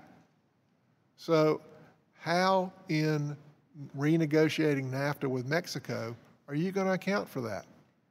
How can Cummins Engine, when they're making a decision about where to locate their new plant, and if we have free trade with Mexico, which I certainly want, how are you going to offset that 16% border adjustment tax? And he answered me by saying, that's a real problem. Not a very satisfactory answer. So I think that certainly renegotiating NAFTA is important. I think my district has suffered because of it. I want to see NAFTA renegotiated to make it fair for American companies. But I also want to see us work in other areas to make our country competitive so that we're not moving jobs overseas. Mr. Lineberger, first of all, I appreciate your factory in Charleston, South Carolina. My wife was a line manager for Cummins Engine Company when I met her in 1982, so I very much appreciate Cummins. You said you closed a facility in 2010, I guess. It was a low volume facility. What facilities do you maintain in Mexico now? We have 3 facilities now in Mexico, 2 in San Luis Potosí and 1 in Juarez. Our primary manufacturing operations in Mexico now are related to remanufactured goods. These are goods where we have product and service. It comes back after its life, and we basically repair and try to rehabilitate the product, and then we add some new parts to it, and then we sell it as essentially a replacement part with a warranty. And that's the primary business we do there. We have a couple of other businesses. We make some filters there and some other products, but the biggest... Okay, so I got 17 seconds left. This is my question. Okay. Between tax policy, regulatory policy, I mean, I know we're not going to compete with Mexico on wages, and I don't even want to try. But I want to know what we can do so that we make it impossible for you to decide to move these divisions to Mexico, where you want to be in the United States to be competitive in the world. What can we do? Right. Well, I would just like to emphasize a couple of things that you mentioned and other panelists have mentioned. I do think tax reform is a big one, making the incentives that, keeping business and investment outside the U.S. is the wrong incentive. So something that creates a better tax policy that we're not taxing overseas profits and nobody else is. That's a really important part, and it lets people bring cash back to the U.S. and reducing the rate. That would be very important. Second thing would be infrastructure, which was already mentioned. Infrastructure investment in the U.S. would also help make it more competitive. So those are the two, if direct answers to your question, that I would emphasize. Thank you. Thank you, sir. Ms. Noem. Thank you, Mr. Chairman. Mr. Ottensmeyer, I wanted to ask you a question because you talked about specifically about efforts to do no harm as we go into this modernization efforts. And I know that we often talk about this deal and how good it has been for American farmers. Sometimes we fail to mention exactly how important it is to industries that depend on farmers for business, such as your business. Our nation's best farm ground is in the heart of this country, and we rely on businesses like yours to get our commodities to market and to get them so that they could be exported to foreign countries. And you have some details about how heavily reliant you are on agriculture commodities, which I think is not unique to just your rail business. We've got many rail industries that are heavily dependent on agriculture commodities. But tell me a little bit about the significant impact that has on your business and what would happen if we had disruption in the kind of opportunities that we have. Specifically, I'll just speak to my state of South Dakota. We export to Canada and Mexico. Since we've had NAFTA, it's increased over $1.2 billion worth of exports, 969% increase since NAFTA's gone into place in 1994. So it's significant for my state, but as your business is impacted, tell me what would happen if we saw a slowdown in what was able to be exported to other countries just from agriculture alone. I think it could potentially be devastating to a lot of communities in rural America, particularly in the heartland. And we have used a graphic, a map, in actually my written testimony to the U.S. Trade Representative that I'd be happy to provide, showing by county in the middle of the country the percentage of the local economy that is based on international trade of agricultural products to other countries, and it puts a different light on the issue, because when you talk about just the sheer number of jobs in rural Kansas or South Dakota or Iowa, Nebraska, the numbers aren't overwhelming compared to Texas or Illinois or the East Coast or West Coast. But if you look at it as a percentage of the local economy, the percentage of local GDP in those counties that is related to international trade of agricultural products, it would potentially be devastating if those markets didn't remain open to those farmers. And as I mentioned, our largest cross-border commodity, in our case, our international trade is much more tied to Mexico but the U.S. rail industry is very dependent on trade. And agriculture, I don't have the number off the top of my head as far as the percentage of U.S. railroad, North American railroad volumes and revenues that are tied to agriculture, but it's a very large number. I think you have in your testimony that according to a study done by AAR in March of this year, at least 42% of rail carloads and intermodal units and more than 35% of annual rail revenue is derived from international trade, which isn't specific to agriculture, but it highly impacts your industry and your business. And what happens in agriculture so much that maybe hasn't been discussed very much is once we lose market share in another country, it's very difficult to get it back. We're already seeing that in some of the Asia-Pacific region countries where we've lost market share because of different policies and changes in negotiations. And another country has stepped in and filled that market share, and that's going to be even more difficult for us to get that back. So any disruption, we can't necessarily go back 6 months, a year later and fix it and put it back to what it originally was or helpful to make it grow. So thank you for being here today. Mr. Chairman, I yield back. Mr. Higgins. Thank you, Mr. Chairman. Obviously, the North American Free Trade Agreement is over 2 decades old. The United States is the richest country in the history of the world. We have 5% of the world's population and 23% of the world's economy. After World War II, we had about 45% of the world's economy. All the things that America used to make and sell to the rest of the world, now they make and sell to us. In the last 2 decades, we've lost 6 million manufacturing jobs. Over 60,000 factories, manufacturing plants in the United States have closed. Obviously, the world wants to trade with the United States because not only are we the richest economy in the history of the world, but we're also 70% consumption. So we become the most attractive market in all the world. I often hear that these trade agreements are negotiated, but there's not much enforcement going on. And while the enforcement is talked about with great exuberance, there's really no mechanism to do that. We're told that the Trans-Pacific Partnership was a trade agreement that had to be negotiated in secret, and when it comes to Congress, you can vote on it, but you just can't talk about it, or you can't change it. To me, that says watch out. You're probably going to lose a lot of jobs. You're probably going to lose your livelihood. And for the American worker, you're probably going to lose your dignity. And then we add language called the Trade Adjustment Assistance, which basically says you're definitely going to lose your job. We're going to provide you with a little bit of money in the short term to get you by, and then essentially we're going to forget about you.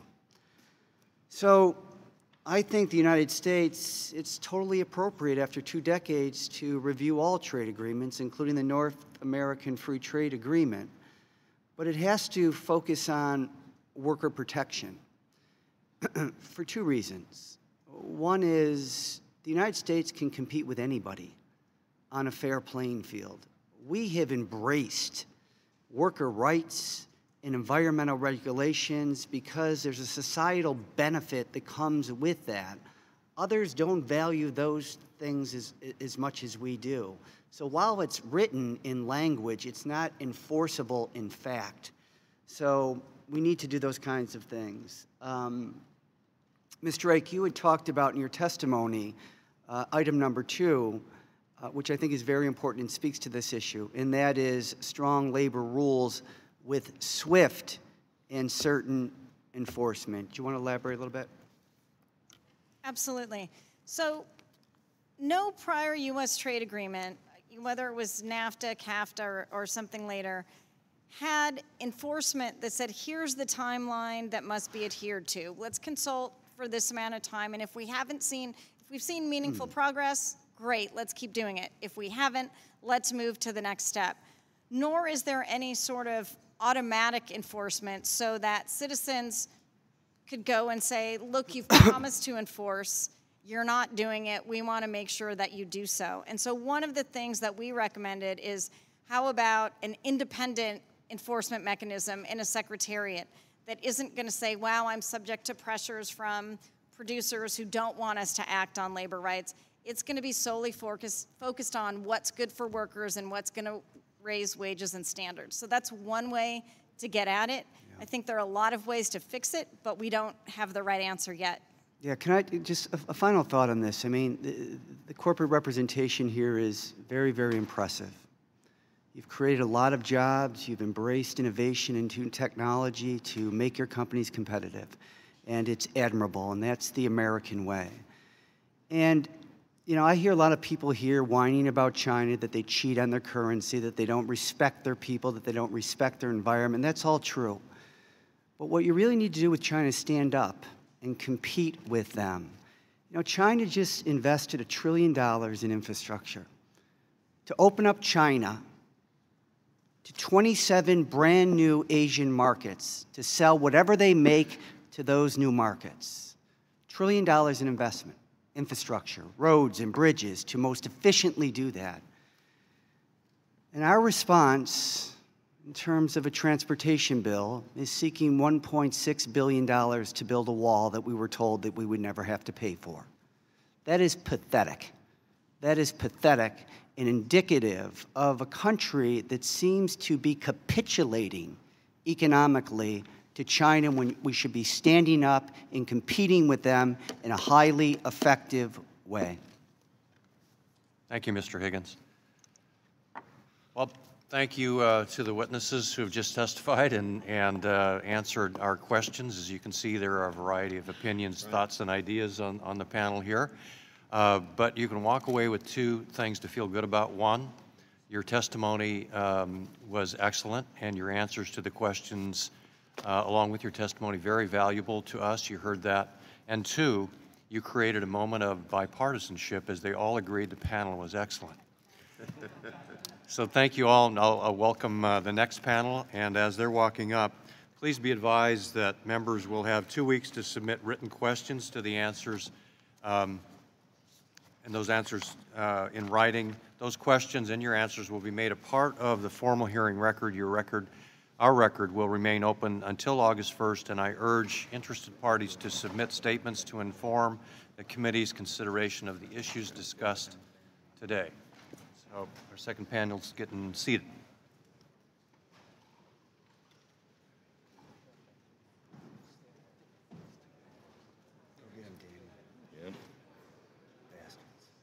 Hey, Ron.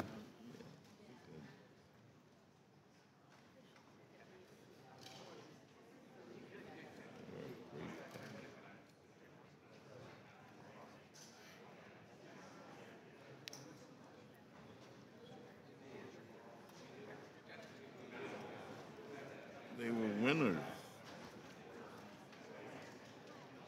not losing. That's who you'd want to have.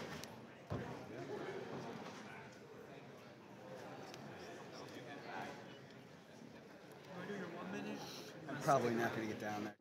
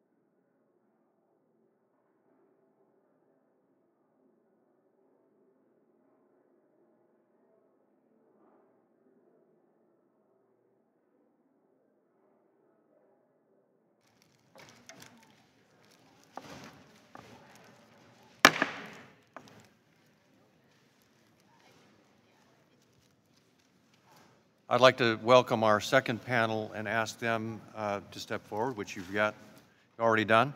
Our first witness is Mr. Stan Ryan, Chief Executive Officer and President of Dairy Gold Incorporated. I'm proud to welcome Mr. Ryan here today from Seattle, where Dairy Gold is headquartered. Farmer-owned since 1918, Dairy Gold produces products that are staples around the Pacific Northwest and the globe. And thanks for joining us today. Our second witness is Christine Bliss, President of the Coalition of Services Industries. Our third witness is Ms. Althea Erickson, Senior Director of Global Advocacy and Policy of Etsy Incorporated. Our fourth witness is Mr. Jason Perdue, President of the York County, Nebraska Farm Bureau, and he is testifying on behalf of Mr. Steve Nelson, President of the Nebraska Farm Bureau. Mr. Smith, did you have any comments on your fellow state resident? Well, I'm glad to have a constituent here today. I appreciate the accommodation, and I wish him well. Thank you. Finally, our fifth witness is Professor Susan Helper, Frank Tracy Carlon Professor of Economics from Case Western Reserve University. Before recognizing our first witnesses, let me note again that our time is limited, so you should please limit your testimony to 5 minutes, and your written testimony will be made a part of the record. Members should keep their question to 5 minutes. Mr. Ryan, you're recognized for 5 minutes. Thank you, Chairman Reichert. I appreciate the opportunity to address all of you today. I'm Stan Ryan, President and CEO of Dairy Gold, based out of Seattle, Washington. Prior to Dairy Gold, I spent 25 years with Cargill, living in 6 different countries around the world and working in agribusiness and global trade my entire career. Dairy Gold is a subsidiary of the Northwest Dairy Association, which is a cooperative spanning 486 dairy farms across the Pacific Northwest. It has annual sales ranging between $2 to $3 billion a year, depending on prevailing milk prices and the year. We produce over 800 high-quality dairy products and sell over 40% of those internationally, or about $1 billion. Just like the rest of U.S. agriculture, consistent market access and a level playing field is vital to our prosperity. Withdrawing from NAFTA would unwind significant progress.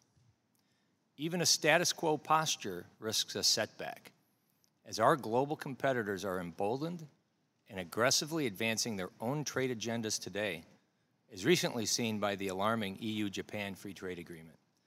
We must lean forward into trade. Over 95% of the world's consumers live outside the U.S., often where it does not make sense to grow many crops. The U.S., on the other hand, is one of the most competitive and sustainable agricultural systems in the world.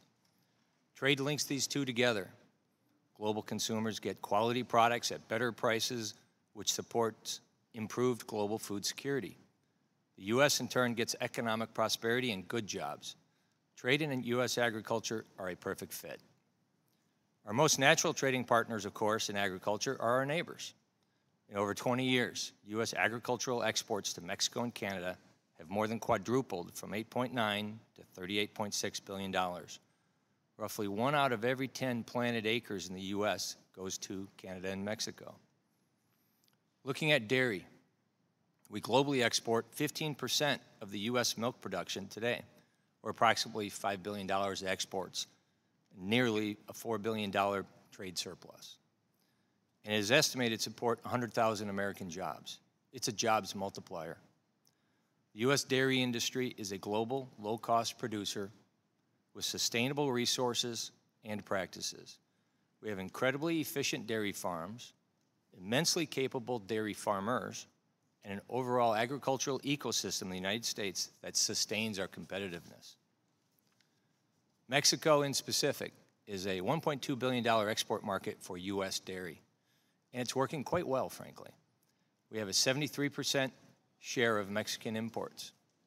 For Dairy Gold, it's our single largest export destination out of about 20 countries we export to. Mexico is also the largest skim milk powder importer in the world, and export competitors like New Zealand or Europe would love to grow there. We need to remove any ambiguity or uncertainty of our commitment to Mexico. reinforce our relationship, and cement our trade flows. Canada, on the other hand, is more complex and challenging for dairy. NAFTA did not open up Canada the way it did Mexico, and today they maintain tariff rate quotas of up to 200 to 300%. Of primary importance today is Canada's new Class 7 pricing strategy that just came into effect. It essentially matches the lowest prices in the world for milk protein finished products, despite Canada having one of the world's highest raw milk farm gate prices, all operating under a state-controlled and state-protected system. Common sense economics would tell you, if it looks and feels like subsidized dumping, it probably is. This just started, and it will damage U.S. dairy export shares around the globe. We request that Congress work with the administration to repeal that. Of longer-term importance with Canada, we urge you to ensure that the administration seek dairy access that is duty-free, just like in Mexico, and pursue the same types of benefits. In summary, our number one priority should be to preserve NAFTA at a minimum while fixing the Canadian dairy situation. Furthermore, we also believe it's imperative to have a strong overall agricultural trade policy agenda. We see every day that our competitors are expanding their markets while we stand still at home. Besides NAFTA, we encourage you to engage countries such as Japan or Vietnam and establish free trade agreements there as well. Thank you. Thank you. Ms. Bliss. Chairman Reichert, Ranking Member Pascrell, members of the subcommittee, I thank you for the opportunity to present the views of the coalition. Is your microphone on? Is your microphone on? Yes. Could you put it down maybe a little? There you go. Is that better? Yes, that's okay, better. Thanks. Thank you. Sorry. I appreciate the opportunity to appear before this committee and to present the views of the Coalition of Services Industries on how best to modernize NAFTA to maximize the gains for American companies and workers. I'd also like to thank you, Mr. Chairman Reichert, as well as Congressman Marchand and Congressman Meeks for your leadership of the Congressional Services Caucus and for kicking off the caucus in the 115th Congress with your letter to USTR highlighting the importance of services. Turning to NAFTA benefits to U.S. services, NAFTA provides U.S. services companies guaranteed non-discriminatory market access to Mexico and Canada, including the ability to provide services on a cross-border basis, investment opportunities and strong investment protections, and the opportunity to compete for major foreign government procurement contracts. NAFTA is responsible for our tremendous services trade surplus with Mexico and Canada. NAFTA has also provided substantial government procurement opportunities for U.S. services firms, which would not otherwise exist. Almost 2/3 of all Mexican government employees are insured by a U.S. services supplier. U.S. firms also supply pensions as well as property and casualty insurance directly to the Mexican government. By contrast, Mexican and Canadian participation in the U.S. federal procurement market is negligible. On digital trade, an area that I know has been highlighted this morning in the previous panel, it's important to remember that it's not just a priority solely for U.S. tech companies, but for companies across the spectrum of services, from financial services, media and entertainment, to retail and logistics, and also to manufacturing, and I would believe in agriculture as well, that you heard this morning as well. I described this in greater detail in my longer remarks for the record. To ensure that these benefits to U.S. services continue, CSI recommends 4 overarching principles to govern NAFTA modernization. First, we must do no harm to NAFTA's existing benefits, including jobs supported by NAFTA. Second, we must ensure NAFTA modernization is consistent with TPA. Third, NAFTA should remain a trilateral agreement with common North American rules. And fourth, the process must be transparent and efficient to minimize commercial uncertainty and facilitate trade and investment flows. I would now like to highlight a number of CSI's proposed negotiating objectives. With respect to services and investment market access, NAFTA modernization should ensure continued use of a negative list and a ratchet that binds new liberalization in non-conforming measures. These elements already exist in NAFTA and must be preserved. To ensure that the agreement accommodates market evolution and technology advances, NAFTA should also continue to cover any new services, and the U.S. should also reject any effort to exclude new services. The U.S. should also oppose any effort to maintain Canada's cultural carve-out. On e-commerce, we recommend modernizing NAFTA by including a comprehensive chapter on e-commerce and digital trade. CSI supports language that the U.S. proposed in the TISA negotiations on data flows and forced data localization as a building block in the e-commerce and financial services chapter in a NAFTA modernization. We also recommend provisions to address intermediary liability, safe harbors relating to third-party content in certain discrete contexts. Further, modernizing of customs procedures, such as the use of electronic customs forms, electronic signature and authentication, and secure online payment are also recommended. Regarding communications services, the NAFTA telecommunications chapter should be updated to ensure non-discriminatory market access, technology choice, and a level playing field. On financial services, we believe that there should be parity for investor-state coverage with respect to breaches of national treaty, MFN and MST for financial services, and electronic payment services commitments should also be covered. We also believe that express delivery services are a critical area to cover in the agreement. On trade facilitation, we think there should be ambitious, high-standard custom policies, and they should be harmonized across Canada and Mexico, including a raising of the de minimis threshold for express and postal shipments. We also think customs procedures should be streamlined and expedited. We also think current reciprocal access under government procurement should be preserved. And finally, on investment, we believe that it's critical to preserve and build on the existing NAFTA framework and to provide the same scope of enforceable investor protections to all sectors, including financial services. In conclusion, we thank you for your willingness to engage and your knowledge on the issues, and I'm happy to answer any questions from the panel. Thank you. Ms. Erickson. Thank you, Chairman Reichert, Ranking Member Pascrell, and members of the committee for inviting me to speak to you today about opportunities to modernize NAFTA for the 21st century economy. My name is Althea Erickson, and I lead global policy at Etsy, an online marketplace where you can buy handmade and vintage goods from creative entrepreneurs around the world. Today, we host 1.8 million active sellers who together sold $2.8 billion worth of goods globally in 2016. Etsy's creative entrepreneurs aren't the stereotypical businesses you might imagine when considering the exporters who would benefit from global trade agreements. The vast majority of Etsy sellers are businesses of one working out of their homes. Fully 87% of our sellers are women, and 28% live in rural areas. In many ways, Etsy functions as an on-ramp to entrepreneurship. For 53% of our sellers, Etsy was the first place they sold their goods online.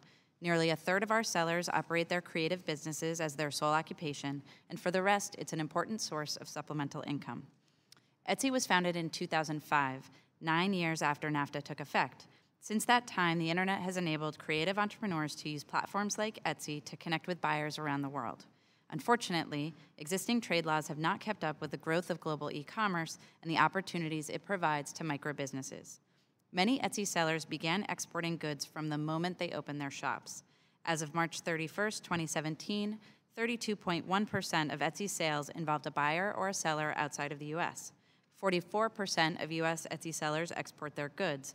Unfortunately, the U.S. is the only key market where the majority of Etsy sellers do not ship internationally. For example, 88% of our Canadian sellers export their goods. Most independent creative businesses lack the infrastructure and information to navigate complicated international trade rules. Customs and duties vary by country, and credible information about each country's requirements can be difficult to find. Packages are often delayed at the border or subject to unforeseen import taxes that the buyer must pay before receiving their package. In the face of these challenges, buyers may reverse transactions or request refunds, the cost of which the seller often bears. Historically, trade rules and regulations have enabled trade agreements have enabled larger, more established companies to bring their products to new markets. However, innovative programs like the Trusted Trader Program or the Single Window simply aren't relevant to a single person selling one item to another person in another country. We see an enormous opportunity to modernize NAFTA to foster digitally enabled microbusiness exports. By focusing on the needs of our smallest exporters, we could set new global standards for peer-to-peer trade around the world. The single greatest opportunity to support microbusinesses would be to negotiate a higher de minimis customs exemption with our trading partners.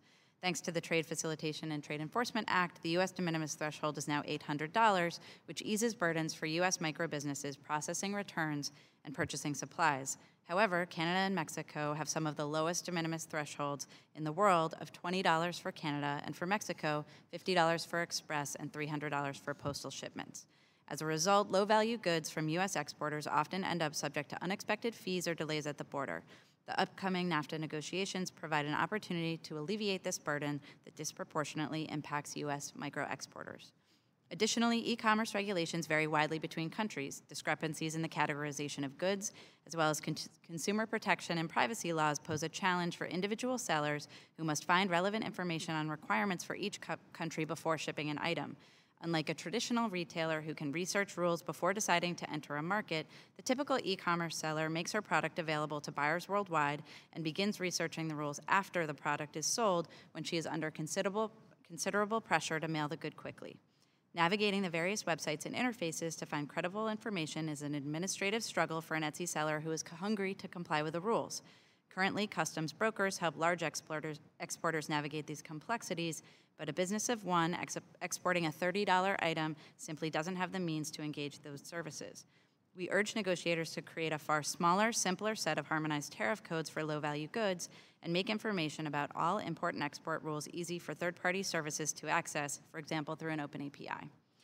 We believe a modernized NAFTA agreement should include a small and micro-business chapter. Although TPP included such a chapter, the contents focused on opportunities to educate small business rather than address the substantial barriers these exporters face to trade, such as an increased universal de minimis customs exemption. Such a chapter might also enable negotiators to align around a shared definition of microbusiness, paving the way for future programs that specifically address this constituency's needs. Finally, enabling digital trade requires preserving the fundamental protections that enable intermediaries such as Etsy to operate in a global marketplace. In particular, we hope any new NAFTA agreement will preserve the intermediary liability protections and balanced approach to copyright that underpin online innovation in the U.S. The changes we seek for our sellers may seem small, but they would have a huge impact on e-commerce and microbusinesses. We are confident that a modernized NAFTA can help Etsy sellers succeed in the global marketplace and set the standard for future trade agreements. Thank you for the opportunity to address you today. Thank you. Mr. Perdue. Chairman Reichert, Ranking Member Pascrell and Committee, thank you for the opportunity to be here today. My name is Jason Perdue, and I'm a row crop farmer, cattle, and poultry producer from York, Nebraska. I'm testifying today in place of Steve Nelson, who had an unexpected family emergency yesterday morning. I am currently the president of the York County Farm Bureau and a member of the Nebraska Farm Bureau Young Farmers and Ranchers Committee. I am testifying today on behalf of the American Farm Bureau Federation. NAFTA has been beneficial for farmers, ranchers, and associated businesses all across the United States, Canada, and Mexico. For more than 2 decades, U.S. farmers and ranchers have benefited from an increase in annual exports to Mexico and Canada from $8.9 billion in 1993 to $38.1 billion in 2016. Nebraska alone exported more than $2.4 billion worth of products to Mexico and Canada in 2016, with agricultural products making up $1.5 billion, more than half of that total. There are reasons to modernize NAFTA from agriculture's perspective. While the sector as a whole has had a substantial benefit, there are individual commodities that have faced challenges. With Mexico, tomatoes and other fruits, vegetables, and sugar all have experienced issues. There are also challenges for dairy, specialty and row crops, wheat, lumber, and wine with Canada. We believe negotiations should eliminate or reduce long-standing Canadian tariff barriers to dairy, poultry, and eggs, as well as the relatively recent barriers to ultra-filtered milk exports. U.S. agricultural exports to Canada would grow if greater competition were allowed. Remedies for our produce growers need to be strengthened. A timely trade dispute resolution process should be added that takes into account the perishability, seasonality, and regional production of fruit, vegetable, and horticultural products. There are several areas where the NAFTA agreements could be modernized to improve trade in agricultural goods. It is critical that the modernization effort should recognize and build upon the strong gains achieved by the U.S. agriculture through tariff eliminations, regulatory improvements, and the development of integrated supply chains that have arisen due to the NAFTA agreement. Trade agreements also provide the highest standard of trade rules, allowing the United States and its partner to be global leaders. We support science-based terms of trade and dispute resolution that will benefit the U.S. food and agriculture industry. We also recommend some additional and significant provisions on geographical indicators and biotechnology that would ensure that the revised NAFTA agreement could be used as a model for future trade agreements the United States may enter. NAFTA must preserve U.S. market access opportunities for common name products. The misuse of GIs is a constant and significant threat to maintaining and growing sales of high-value U.S. products in the United States within the markets of our NAFTA partners and in markets worldwide. We support adding a new chapter on biotechnology to the NAFTA. The U.S. government should, 1, enter a mutual recognition agreement on the safety determination of biotech crops intended for food and feed, and 2, develop a consistent approach to managing low-level presence of products that have undergone a complete safety assessment and are approved for use in third countries but not yet approved by a NAFTA member. We also oppose erecting new barriers to agriculture trade in NAFTA, including adding mandatory country of origin labeling for beef and pork products. U.S. agriculture depends upon a growing international economy that provides opportunities for farmers and ranchers to sell their products. Modernization of NAFTA will help expand market opportunities for the U.S. and Nebraska agriculture. Thank you for the opportunity to testify today. Thank you. Ms. Helper. Chairman Reichert, Ranking Member Pascrell, members of the committee, thank you for the opportunity to testify about NAFTA today. As an economist focusing on supply chains, I've long followed this issue. 20 years ago, I visited plants making automotive wiring harnesses in Warren, Ohio. At that time, senior production workers earned middle-class union wages, owning houses and cars. I also visited their counterparts in Mexico, eager young women who lived in tar paper shacks, using the plant's bathrooms to apply their makeup because their own homes lacked running water. I'm inspired by the hardworking people I met in both places, people who coaxed machines into producing tiny, perfect plastic connectors, people who made sure that these connectors were so flawlessly joined to wiring that our cars rarely suffer electrical issues. Today, the plants in Warren are bulldozed or vacant, and middle-class jobs are largely gone. Mexican workers still have jobs, but their pay has not risen since NAFTA was signed in 1994. Is this the best we can do? Can't the power of global trade be leveraged to benefit everyone? Appropriately designed, trade deals can set rules so that everyone shares in the gains. Trade deals should ensure that competition is based on technology and innovation and not on other nations' willingness to exploit workers or the environment. As other witnesses have discussed, key ways that NAFTA could move toward this goal include stronger protections for workers and the environment and an end to special courts for investors. I'd like to discuss an additional way, strengthening supply chains. Some arguments against changing NAFTA are based on fear that changes would weaken U.S. supply chains. However, these arguments assume that supply chains are ideal as they are, They also assume that Mexican and Canadian supply chains complement U.S. supply chains and do not substitute for them. But in some cases, we've actually seen that foreign supply chains do substitute for U.S. suppliers. For example, in electronics, U.S. personal computer manufacturers started by offshoring the assembly of printed circuit boards, then they moved complete product assembly overseas, then they moved supply chain management, and finally, design and innovation. To prevent this atrophy of capabilities, it's important to identify clusters of industries that are at tipping point and bolster these ecosystems. For example, it may be that North American auto parts cluster is approaching such a tipping point. Since NAFTA came into force in 1994, Canada has lost 4 auto assembly plants, the US has lost 10, even as Mexico has gained 8 plants. As more auto assembly occurs in Mexico, more suppliers will find that costs of shipping and coordinating engineering changes fall as critical mass is reached. These firms may thus find it profitable to relocate to Mexico from the US.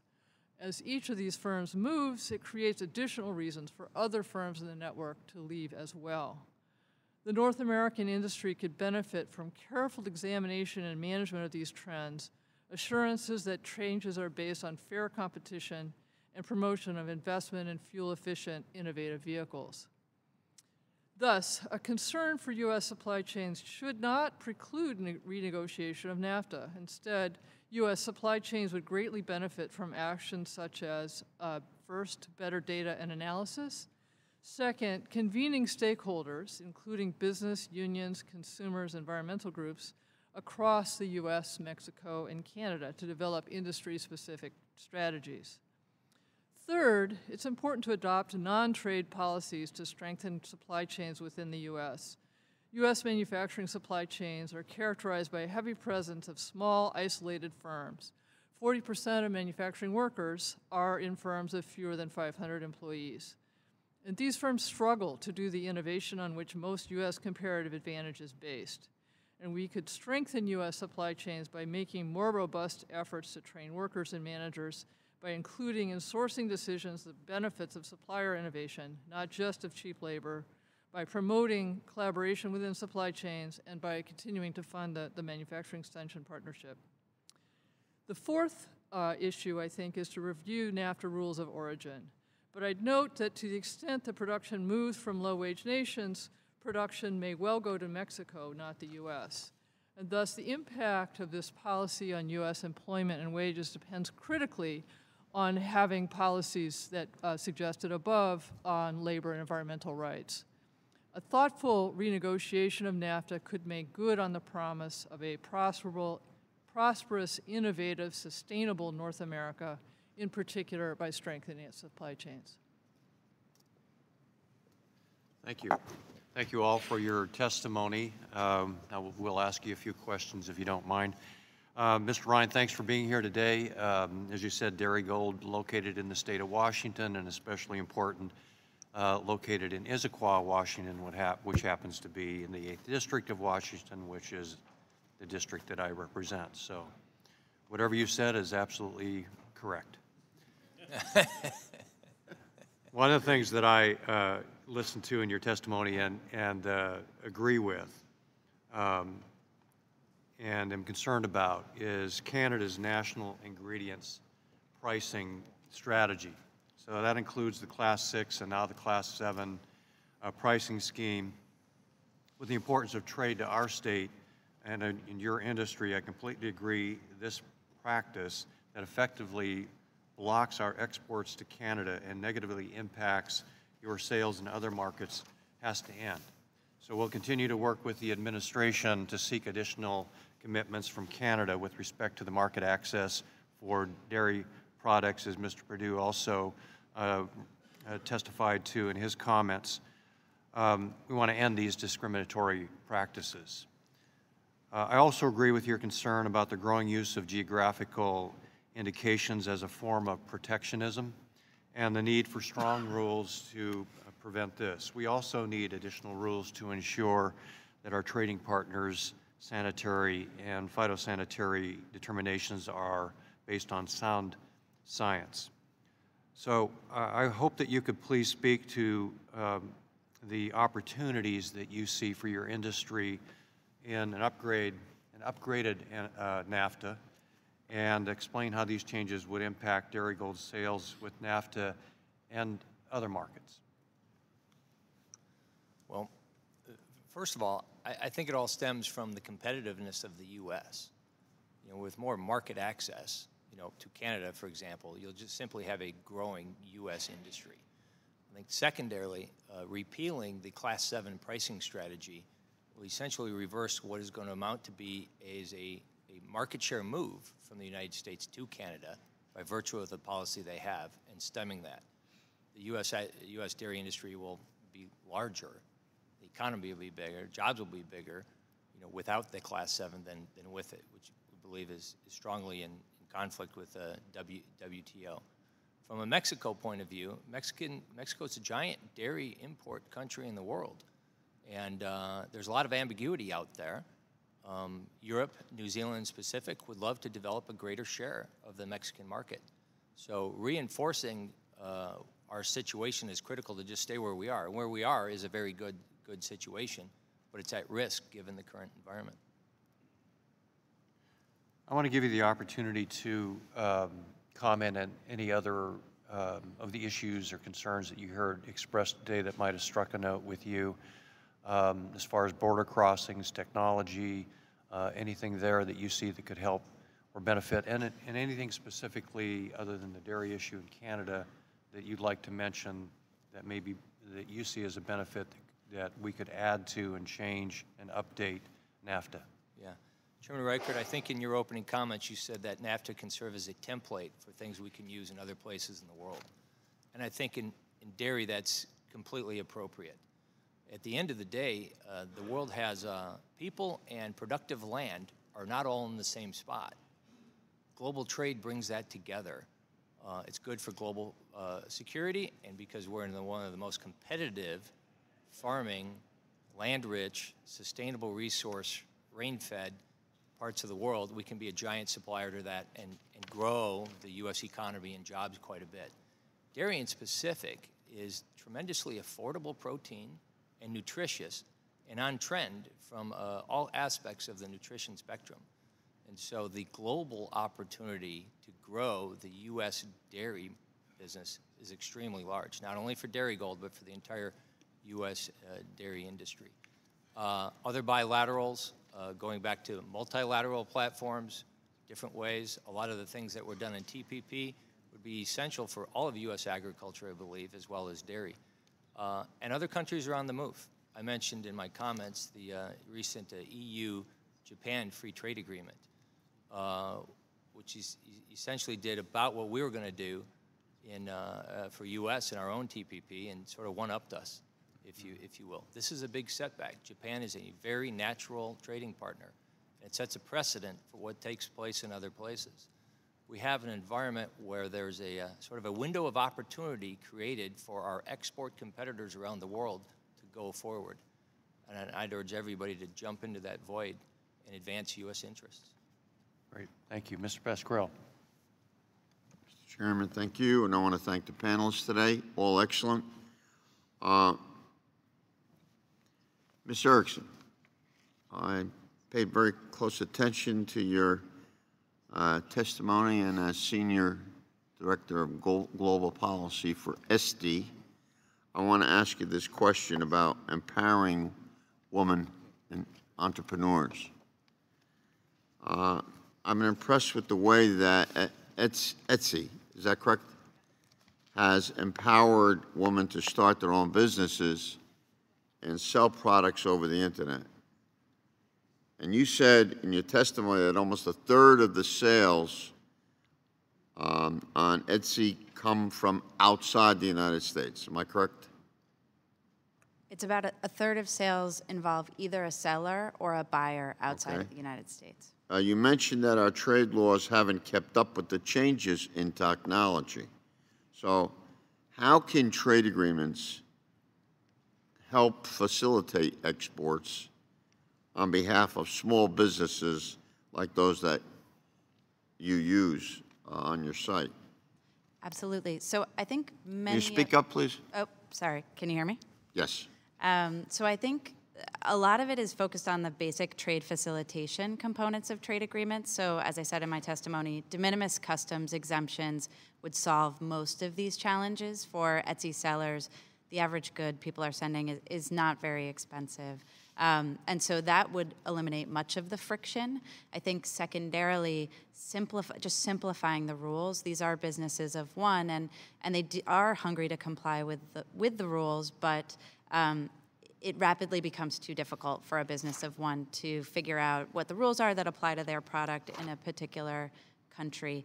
I think we also can take advantage of technology to make this easier. So a lot of trade facilitation focuses on, for example, putting rules online on individual websites. We would encourage countries to go even further in making those standards available in an open, common format that technology companies like Etsy could easily access to make that information available in the moment of the transaction, so our sellers don't have to go digging through different countries' websites to find them. So for us, it's really about simplification. Thank you.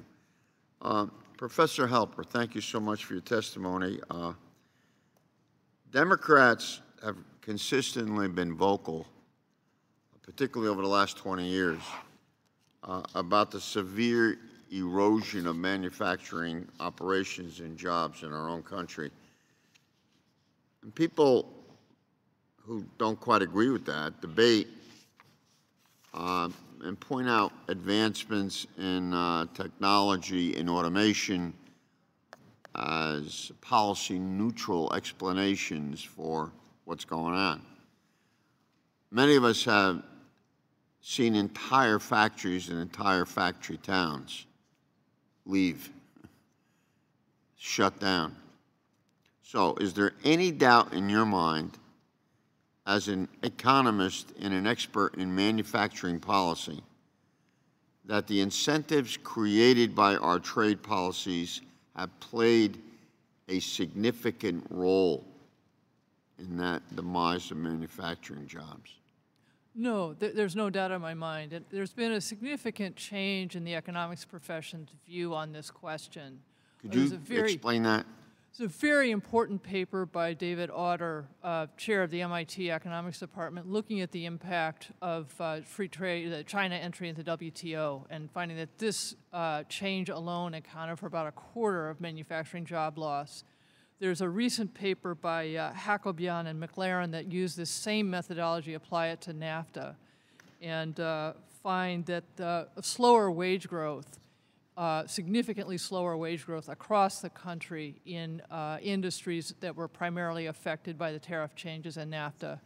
And these changes affect not just a small number of workers in tariff-affected industries, right. They spill over to affect the service workers. So not only are we losing the jobs, but those remaining are affected in a negative way in terms of dollar growth, wage growth, as it comes back to bargaining power. Right. That when you're competing with dollar an hour labor, and also when you're competing with the lack of demand that people earning $1 an hour can bring to the marketplace, what happens is that businesses move toward strategies that involve lower wages and less innovation, because that's the way they compete. Thank you very much. I yield, Mr. Chairman. Thank you. Ms. Jenkins. Thank you, Mr. Chairman, and thank you all for being here. Mr. Perdue, as you're a producer from York County, Nebraska, an area very similar to and not terribly far across the border from my eastern Kansas district, I imagine you are no doubt familiar with the challenges that the agriculture community in rural America is currently facing. Part of that is due in part to low commodity prices, seasonal national disasters, and countless other pressures. Throughout this year and last, producers throughout Kansas and my district have visited with me about these challenges, and they've really stressed the incredible importance our trade deals are to their bottom lines. In light of the current slump in which the ag sector currently finds itself, how important is NAFTA to your own operation and to your neighbors' farms? And what would be the effect that a withdrawal from NAFTA would have on farmers' livelihoods, whether they be in Nebraska or an hour south in Kansas? Well, thank you. The first answer I'll go with is for the second question, and it would obviously mean lower prices to the producers. If we had any impediments to the trade we are currently doing in the export market, we'd obviously have a buildup of supply, and it would result in a reduced price. And then you'd quickly feel that ripple effect through the communities that are based so much on agriculture. So I wish I had the exact numbers. I know there are studies out there, and I would be happy to get those to you in writing later.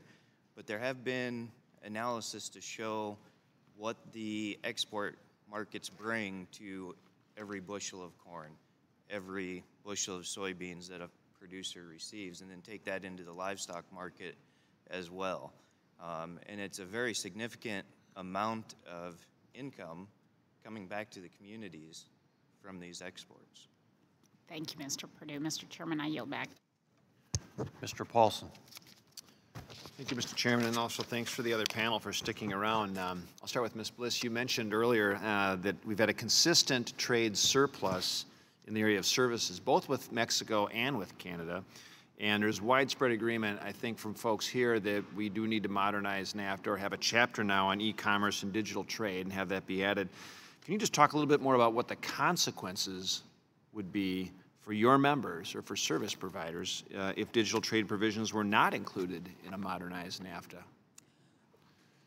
Thank you, Congressman. I think they would be adverse. And for one thing, let me just say that I think my members, and I know a large part of the business community, not just the tech sector, believe that NAFTA really presents an opportunity to create a real template and a very high standard set of disciplines with respect to e-commerce and digital trade. So if that opportunity is missed, I think the consequences are beyond just NAFTA, but more broadly, because certainly the topic of digital trade and e-commerce is being discussed in a number of forums and a number of trade agreements with respect to the EU and Japan. There was a decision to kick the can down the road, and so there won't be any disciplines in that agreement.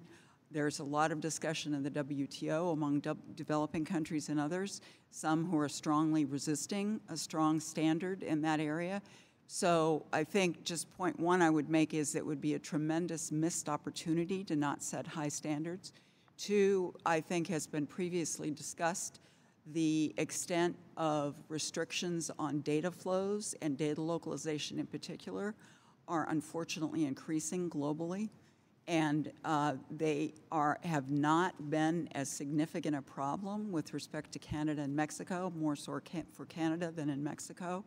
So I think if, again, the agreement did not set a high standard, it would be a missed opportunity, and it could send the wrong signal in terms of encouraging those kinds of policies. And then lastly, just let me say, I think if you look at the trade surplus that has been generated broadly for the United States of about $262 billion, about $159 billion of that is accounted for by digitally enabled services. So it's a huge area in which we're competitive, in which we're generating a big advantage for the United States. So if we don't have those kinds of rules to undergird and to protect that advantage, we stand to lose a great deal. But I think I would emphasize that it's really the last point, that we want to set an example and we want to discourage kinds of policies that discourage data flows and mandate forced data localization. Can you also maybe mention what the implications would be for, service providers or some of your members if a foreign government decided to levy customs duties on data? Again, it would certainly, the immediate effect would be to increase the cost of business, sure. Which is always adverse and would make the U.S. less competitive. Two, I think it would also set a very bad precedent, because I know there are developing countries that are looking very actively at doing precisely that and seeing it as a potential source of revenue. So I think it would set a very bad precedent globally. Thank you, Mr. Chairman. You're back. Mr. Levin. Well, thank you. I mean, this panel, again, I think illustrates the challenge. Why we find it so difficult for us to listen to all of you and instead just listen to some of you. Ms. Bliss, you have outlined the need to have high standards in services, and I've been active in this, including the WTO, as well as data flows and others. Ms. Helper essentially outlines the need for us to have high standards in terms of worker rights in the environment. But we pick and choose. And the challenge before any renegotiation of NAFTA is to pay attention to the need for standards across the board. And Ms. Helper, you outline, I think, so clearly the need for us to do that in terms of labor standards, and you focus on suppliers. It's interesting how little work has been done, including by economists. Because without naming names, I know, for example, of one very large supplier, it's an American supplier, that I think has about 80,000 jobs. 70,000 of them are in Mexico.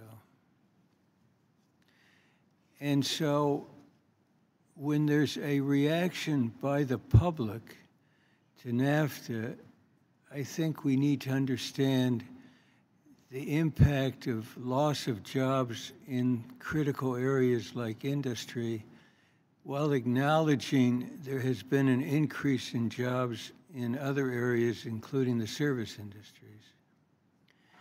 And Ms. Helper, you mentioned the recent study, and I just saw the abstract. You have to pay to get the whole thing. So I guess I'll pay to get the whole thing. But its conclusion is we find evidence of both effects: dramatically lowering wage growth for blue-collar workers in the most effective industries and localities. And it goes on to say, even for service sector workers in affected localities whose jobs do not compete with imports. And so everybody has a stake in addressing this issue of the attraction of jobs from the United States, in this case to Mexico, by the policy of Mexico essentially to be a very low-cost economy when it comes to industry, and to make sure that wages are suppressed, including because workers have no ability to be represented in the workplace. In industry, in all cases, except mining, maybe one or two others, the contracts are totally sham agreements, often reached by a union, so-called, that's attached to the government and the employer before a single employee has been employed. So, Ms. Helper, you want to just close with some fervent expression why we need to address this? You're an economist, but you can get and I'm also a business school professor. And so I'd be remiss to not say that these high standards in the labor area can actually help business as well. And I think Mr. Linebarger's testimony about Cummins really shows this, that his innovation in his plants in the U.S. Is actually helped when there are higher wages in Mexico, both because there are more demand for his products in Mexico, and also because competitors of his that don't use the high standards that he uses can't get away with the poor practices. So I think that this is a practice that doesn't benefit just workers, but also innovative businesses and also consumers. Thank you, Mr. Chairman. Thank you. Mr. Kelly. Thank you, Chairman, and thank you all for being here. I know you're very busy in your lives, and to take time out to come here is really critical to us. But all of you, we're here for the same reason today, and that's to talk about specific about NAFTA and where we are with NAFTA today as opposed to when the NAFTA was initiated and what you see the improvements could be. Is there anybody at all on the panel that says we just shouldn't do anything? I know do no harm, I get that part. But is there anything else that you see? Because you're all pretty articulate in what it is you think the opportunities are and where maybe we aren't looking that we should be looking in today's market as opposed to 23 years ago. Mr. Ryan, and good to have another Domer in the room. By the way, that's Notre Dame for you folks who don't understand where we're coming from, the Golden Dome. Go Irish. Yeah, go Irish is right. You know, I'm struck in that we're talking about NAFTA, but there's dozens and dozens and dozens of countries around the world, and trade's an issue of everywhere. In food and agriculture, again, there's dozens and dozens of countries who are net importers of food and structurally always will be, and they're growing. And we can be a large net exporter, so it's a boom industry. I believe that the way we treat this NAFTA negotiation is an opportunity for us to establish ourselves as an extremely reliable trade partner who will always be there and always work to improve. And some of the environment brings that into question, which is simply arming the trade negotiators from our competitor countries to open doors against us. So I think there's the substance of what you get out of NAFTA, do no harm, could clearly improve a number of things, clearly open some more doors with Canada specific, in a number of industries, dairy and a few others that you mentioned. But in the eyes of Vietnam, in the eyes of the Philippines, in the eyes of China, everywhere else, lay the groundwork to open up the next doors. I believe, Mr. Smith, you said there was over 95% of the consumers are outside of the United States. And billions of them are graduating up into the lower levels of middle class, if you will, by an income definition, and are ripe consumers for U.S. products.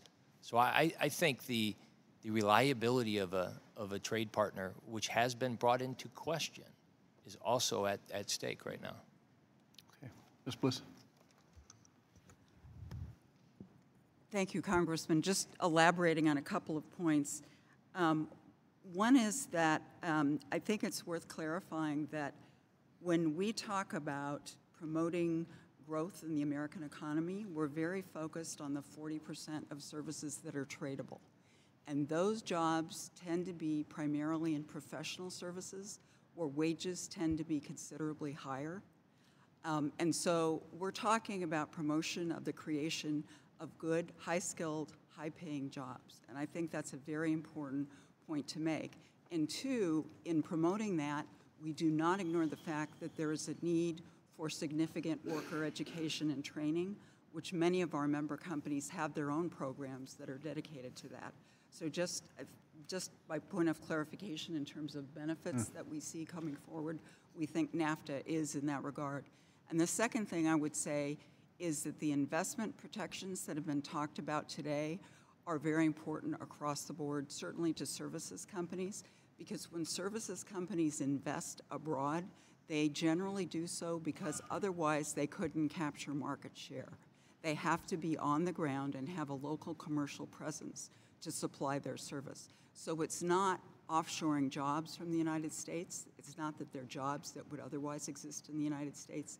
If anything, it's a job creator and a creator of revenues that then come back to the United States. Ms. Harris. Yeah, I mean, for us, it really is about the opportunity for NAFTA to be the model trade agreement of the future that really drives us into the 21st century. And at its base, it's about three things. Certainly simplifying the process for micro businesses to ship their goods across borders. Secondarily, I think the digital trade components are extremely important to enable the platforms that enable those micro businesses to grow and expand. And we're seeing many protectionist efforts to push back against those digital platforms like Etsy. And then, you know, we are very supportive of strong labor and environmental protections as well. And so for us, NAFTA represents an opportunity to modernize on all of those fronts. Thank you. Mr. Perdue. I would just say that NAFTA has been good to agriculture and we see NAFTA modernization as a template for market access, and rules for future negotiations, and to improve agriculture trade with Japan and other Asia-Pacific countries in the future. Falls to me is the data wonk to talk about data. We have a data system that's set up for a very different, older world in which finished goods are largely what's exported. In fact, we have a lot of supply chains. We have a lot of related party trade. In my written testimony, I have some ideas about how we can use customs data. I think there can also be cooperation across the three countries to improve our understanding of how supply chains actually work, to make supply chains less substitutes for each other and more complements. So I think in the agreement there can be cooperation, and then I think it'd be helpful to have a little bit more budget for these very important data issues. Okay. Thank you all for being here, and thanks for your contributions. We appreciate it. Thank you, Mr. Meehan. Thank you, Mr. Chairman. I thank the panel for their insights, and I've been educated in a number of the elements of the testimony. But Ms. Erickson, one that I am intrigued by was something that I don't think you've had a good enough opportunity to explain. And I know under ETSI there are some standards that have been changed, the de minimis standards, which the United States seems to have moved towards a more modern approach to that issue. I'm also mindful of the opportunities that have been created by global access to the internet, and as you've identified, small business people, oftentimes women entrepreneurs that manufacture something or create some kind of a good that is very, very unique, and the kind of, while it may be a niche market, it's able to be accessed anywhere, and therefore everybody has a chance to shop at that store. And yet there seems to be barriers that have been put in place. Can you explain what de minimis means, how it influences the ability for small businesses like those you're talking about, and give me the example. I mean, Canada and Mexico have taken different standards, but you identified a statistic, if I recollect correctly, that Canada's exports globally from similarly situated small businesses are significantly higher than those from the United States. Why is that? What do we need to do to get that right? Absolutely. So the de minimis issue for us is huge, and it's basically the de minimis customs exemption is the value under which goods imported into a country are not subject to customs and duties and those processes. And so if a good falls below that threshold, then it basically sails through and you can ship it from your home to somebody else's home without friction. In the U.S., we recently increased our de minimis customs exemption to $800, meaning any item sent into the U.S. isn't subject to those fees. That means it's most Etsy goods from Etsy sellers, it's pretty easy to import into the U.S. However, in Canada in particular, the de minimis customs exemption is just 20 Canadian dollars, which is actually less than 20 U.S. dollars. And so that means that most goods that U.S. Etsy sellers are shipping into Canada do get stuck in customs. It takes longer for the item to get there. The buyer may have to pay import fees that they don't expect. And so that creates friction in that transaction and means that often a buyer will just send the item back, not pick it up, what have you. So for us, increasing those thresholds really eliminates the challenge of having to figure out what the rules are because the item just goes through. The statistics I gave you were about Etsy sellers in particular, and so yes, Canadian Etsy sellers do ship quite a bit more internationally than U.S. Etsy sellers. That's in part probably due to the de minimis customs exemptions, in part due to the fact that our market in the U.S. is quite a bit larger with buyers and sellers. What justification would Mexico or Canada give for having a lower number? How do they defend it? I mean, I can't speak for the Canadian or Mexican government, but often it is a desire to protect local industries. Well, I thank you, and I'm hoping we can develop the kinds of policies that continue to encourage those global access. Ms. Bliss, you've also talked a lot about trade and services and how services themselves are entities that we export and create jobs here at home. but not exclusively. Those trade and services also end up supporting other kinds of things like manufacturing and agriculture. Some of the issues that we're dealing with on across the border, I have an awful lot of, Michael and I both have dairy in our districts, and we face issues with export there. How do the trade and services actually enhance the ability for manufactured goods or dairy goods or other kinds of farm goods to also have enhanced access to markets? Thank you, Congressman. And I certainly appreciate your earlier remarks in this regard, because it's an area that CSI has really been focused on, because we understand that this administration is very concerned, in particular, about the manufacturing sector. So one of the things that we've been doing is doing some work and research about the role of services in enhancing the competitiveness of manufacturing. And it's actually quite considerable.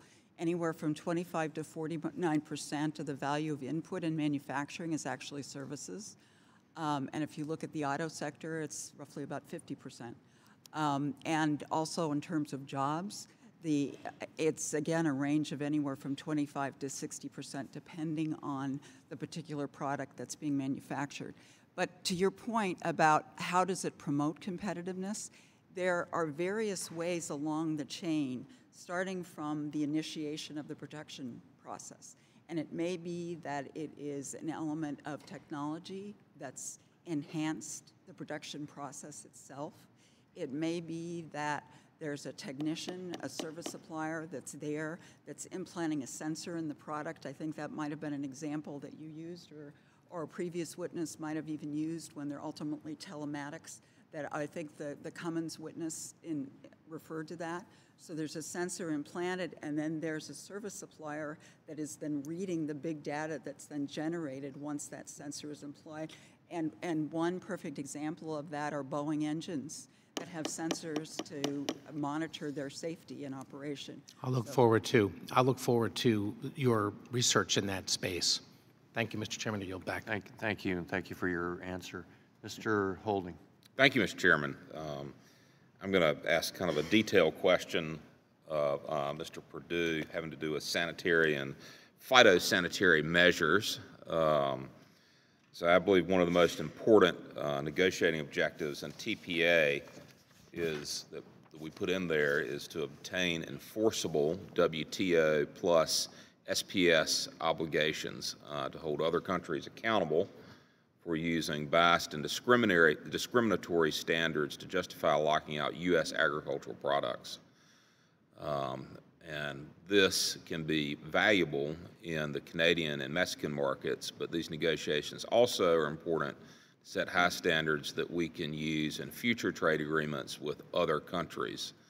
So, Mr. Perdue, I'd like to know if you have some thoughts about would enforceable high-standard SPS commitments be valuable to the farmers and ranchers that you represent, and accordingly other farmers and ranchers throughout the United States?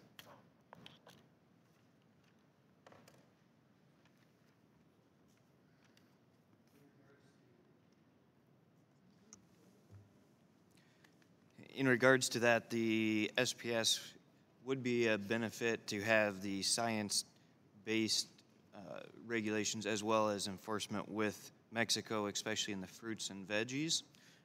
That is not my expert matter, but if we could have, the enforcement of the regulations, I think we have heard that that is the important piece throughout today's testimony. Good. Thank you very much. Mr. Chairman, I yield back. Mr. Davis.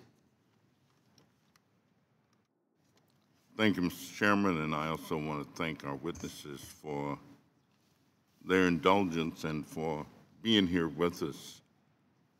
I certainly agree that globalization is a fact of life, and we must be strategically prepared to market successfully whatever products, whatever businesses that we have to other countries. And I also agree that our taxing policies have to be such that they are helpful and facilitative. I agree that NAFTA has been good to agriculture.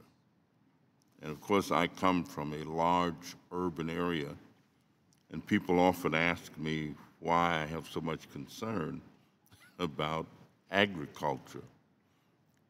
One is that the U.S. agriculture sector, including food manufacturers, is deeply concerned about the potential erosion of benefits under NAFTA for an obvious reason.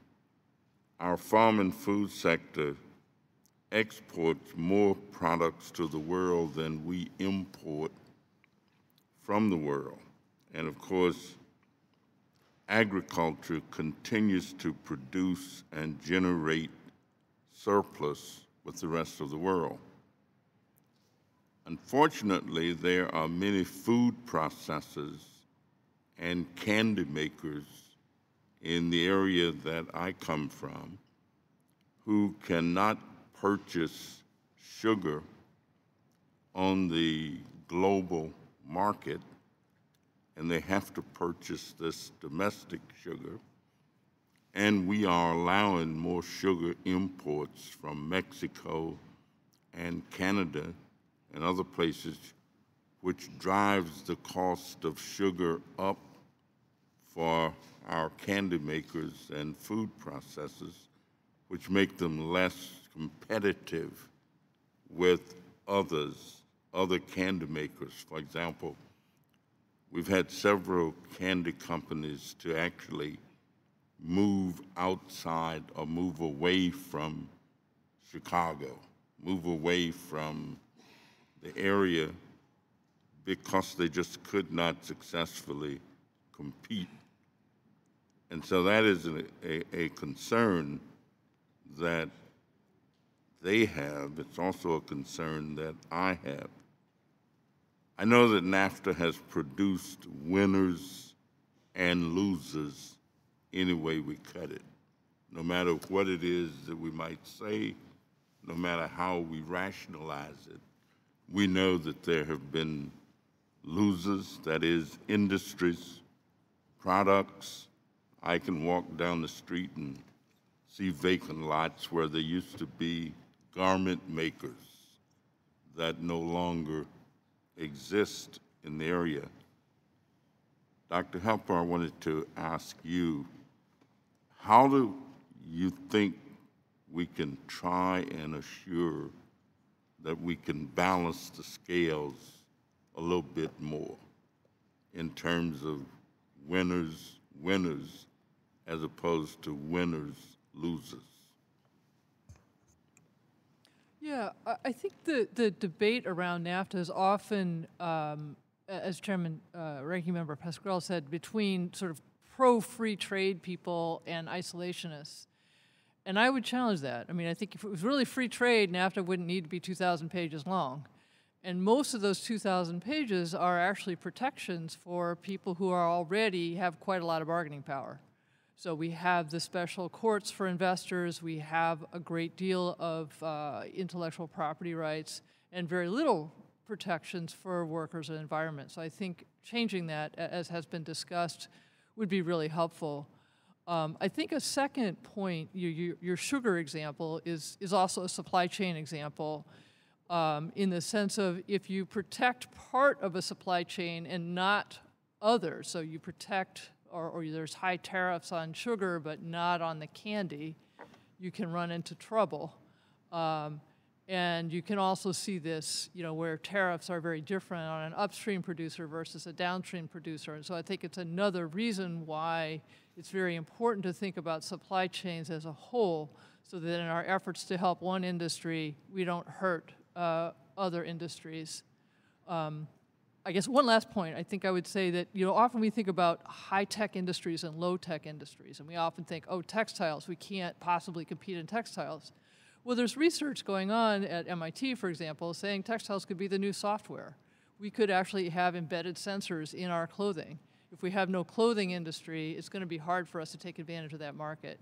So I think thinking about how do we compete in these innovative high-road ways, and how do we build that into our trade agreements, a really important agenda, and it's a great opportunity for us going forward. Thank you for your indulgence. You're welcome, Mr. Davis. Mr. Kine.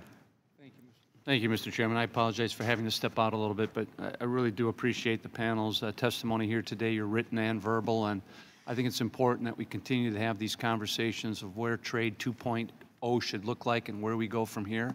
I know it's been a frustrating topic of conversation of late because all too often we sometimes let the perfect be the enemy of the good. And trade policy is complicated. There are a lot of different moving parts to it, and that we're trying to strike the right balance to, again, try to level the playing field for our workers, businesses, farmers, ranchers right here in this country so that we can be more effective competing in the global marketplace. That's crucial. But sometimes trade and trade agreements get conflated. And the fact is we only have 20 trade agreements right now throughout the world. And of those 20 nations, we're actually running a trade surplus in manufacturing, in agriculture, in services. I believe it's the countries we don't have a trade agreement with that get us into trouble, because that is just a race to the bottom with no rules, no laws, no standards to enforce. And it's important for us to be at the table, establishing those rules with our values, leading the way.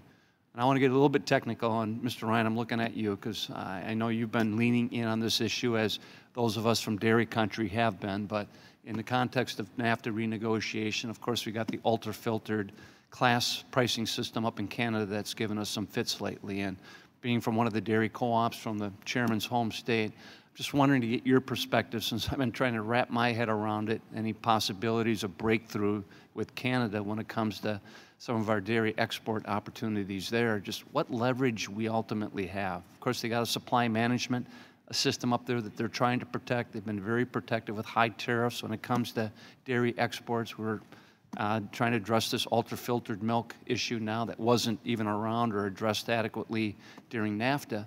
I mean, really, what's the path forward here? Do we have any leverage at all that we can use effectively in this? Yeah. Been looking for that leverage, been looking for that path forward.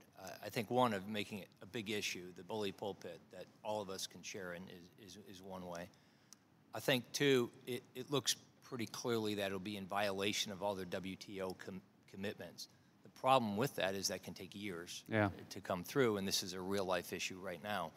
So I believe there's a whole number of other countries have stood up as saying it's in violation of WTO, agricultural ministers around the world, and so there's a collective body there too. Getting change is another matter. I believe the leverage of the United States is ultimately one of the things in a broader NAFTA negotiation that the United States needs to stand up and say, we're standing on this issue. You know it's going to be unwound eventually through to WTO. Do it right now because it's right, and it's what good trading partners should do. It's the best I can think of. As far as other leverage, open ears.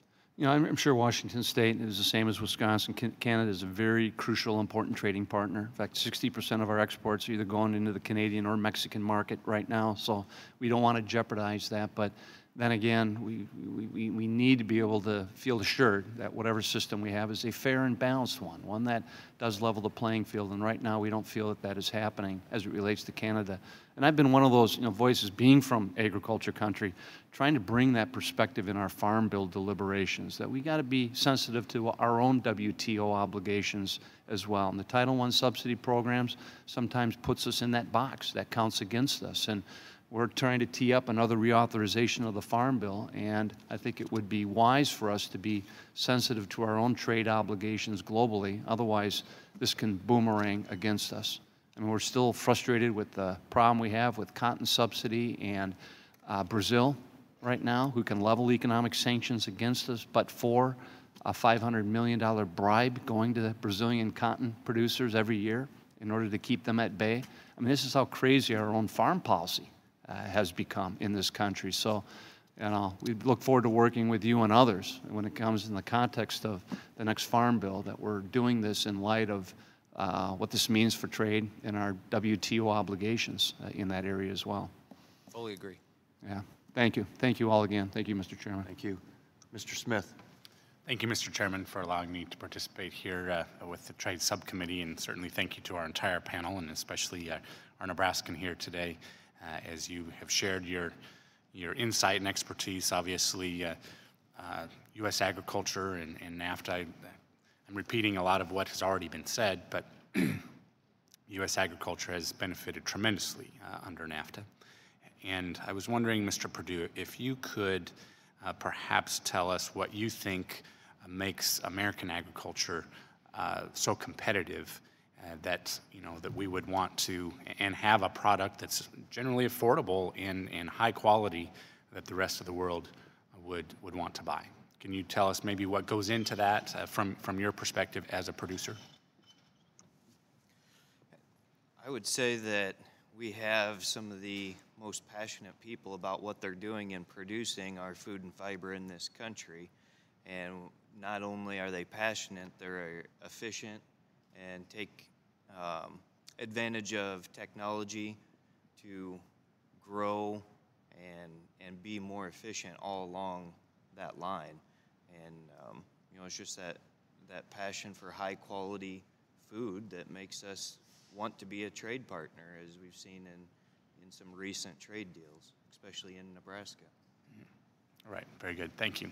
I yield back, and thanks again, Mr. Chairman. Thank you, Mr. Smith.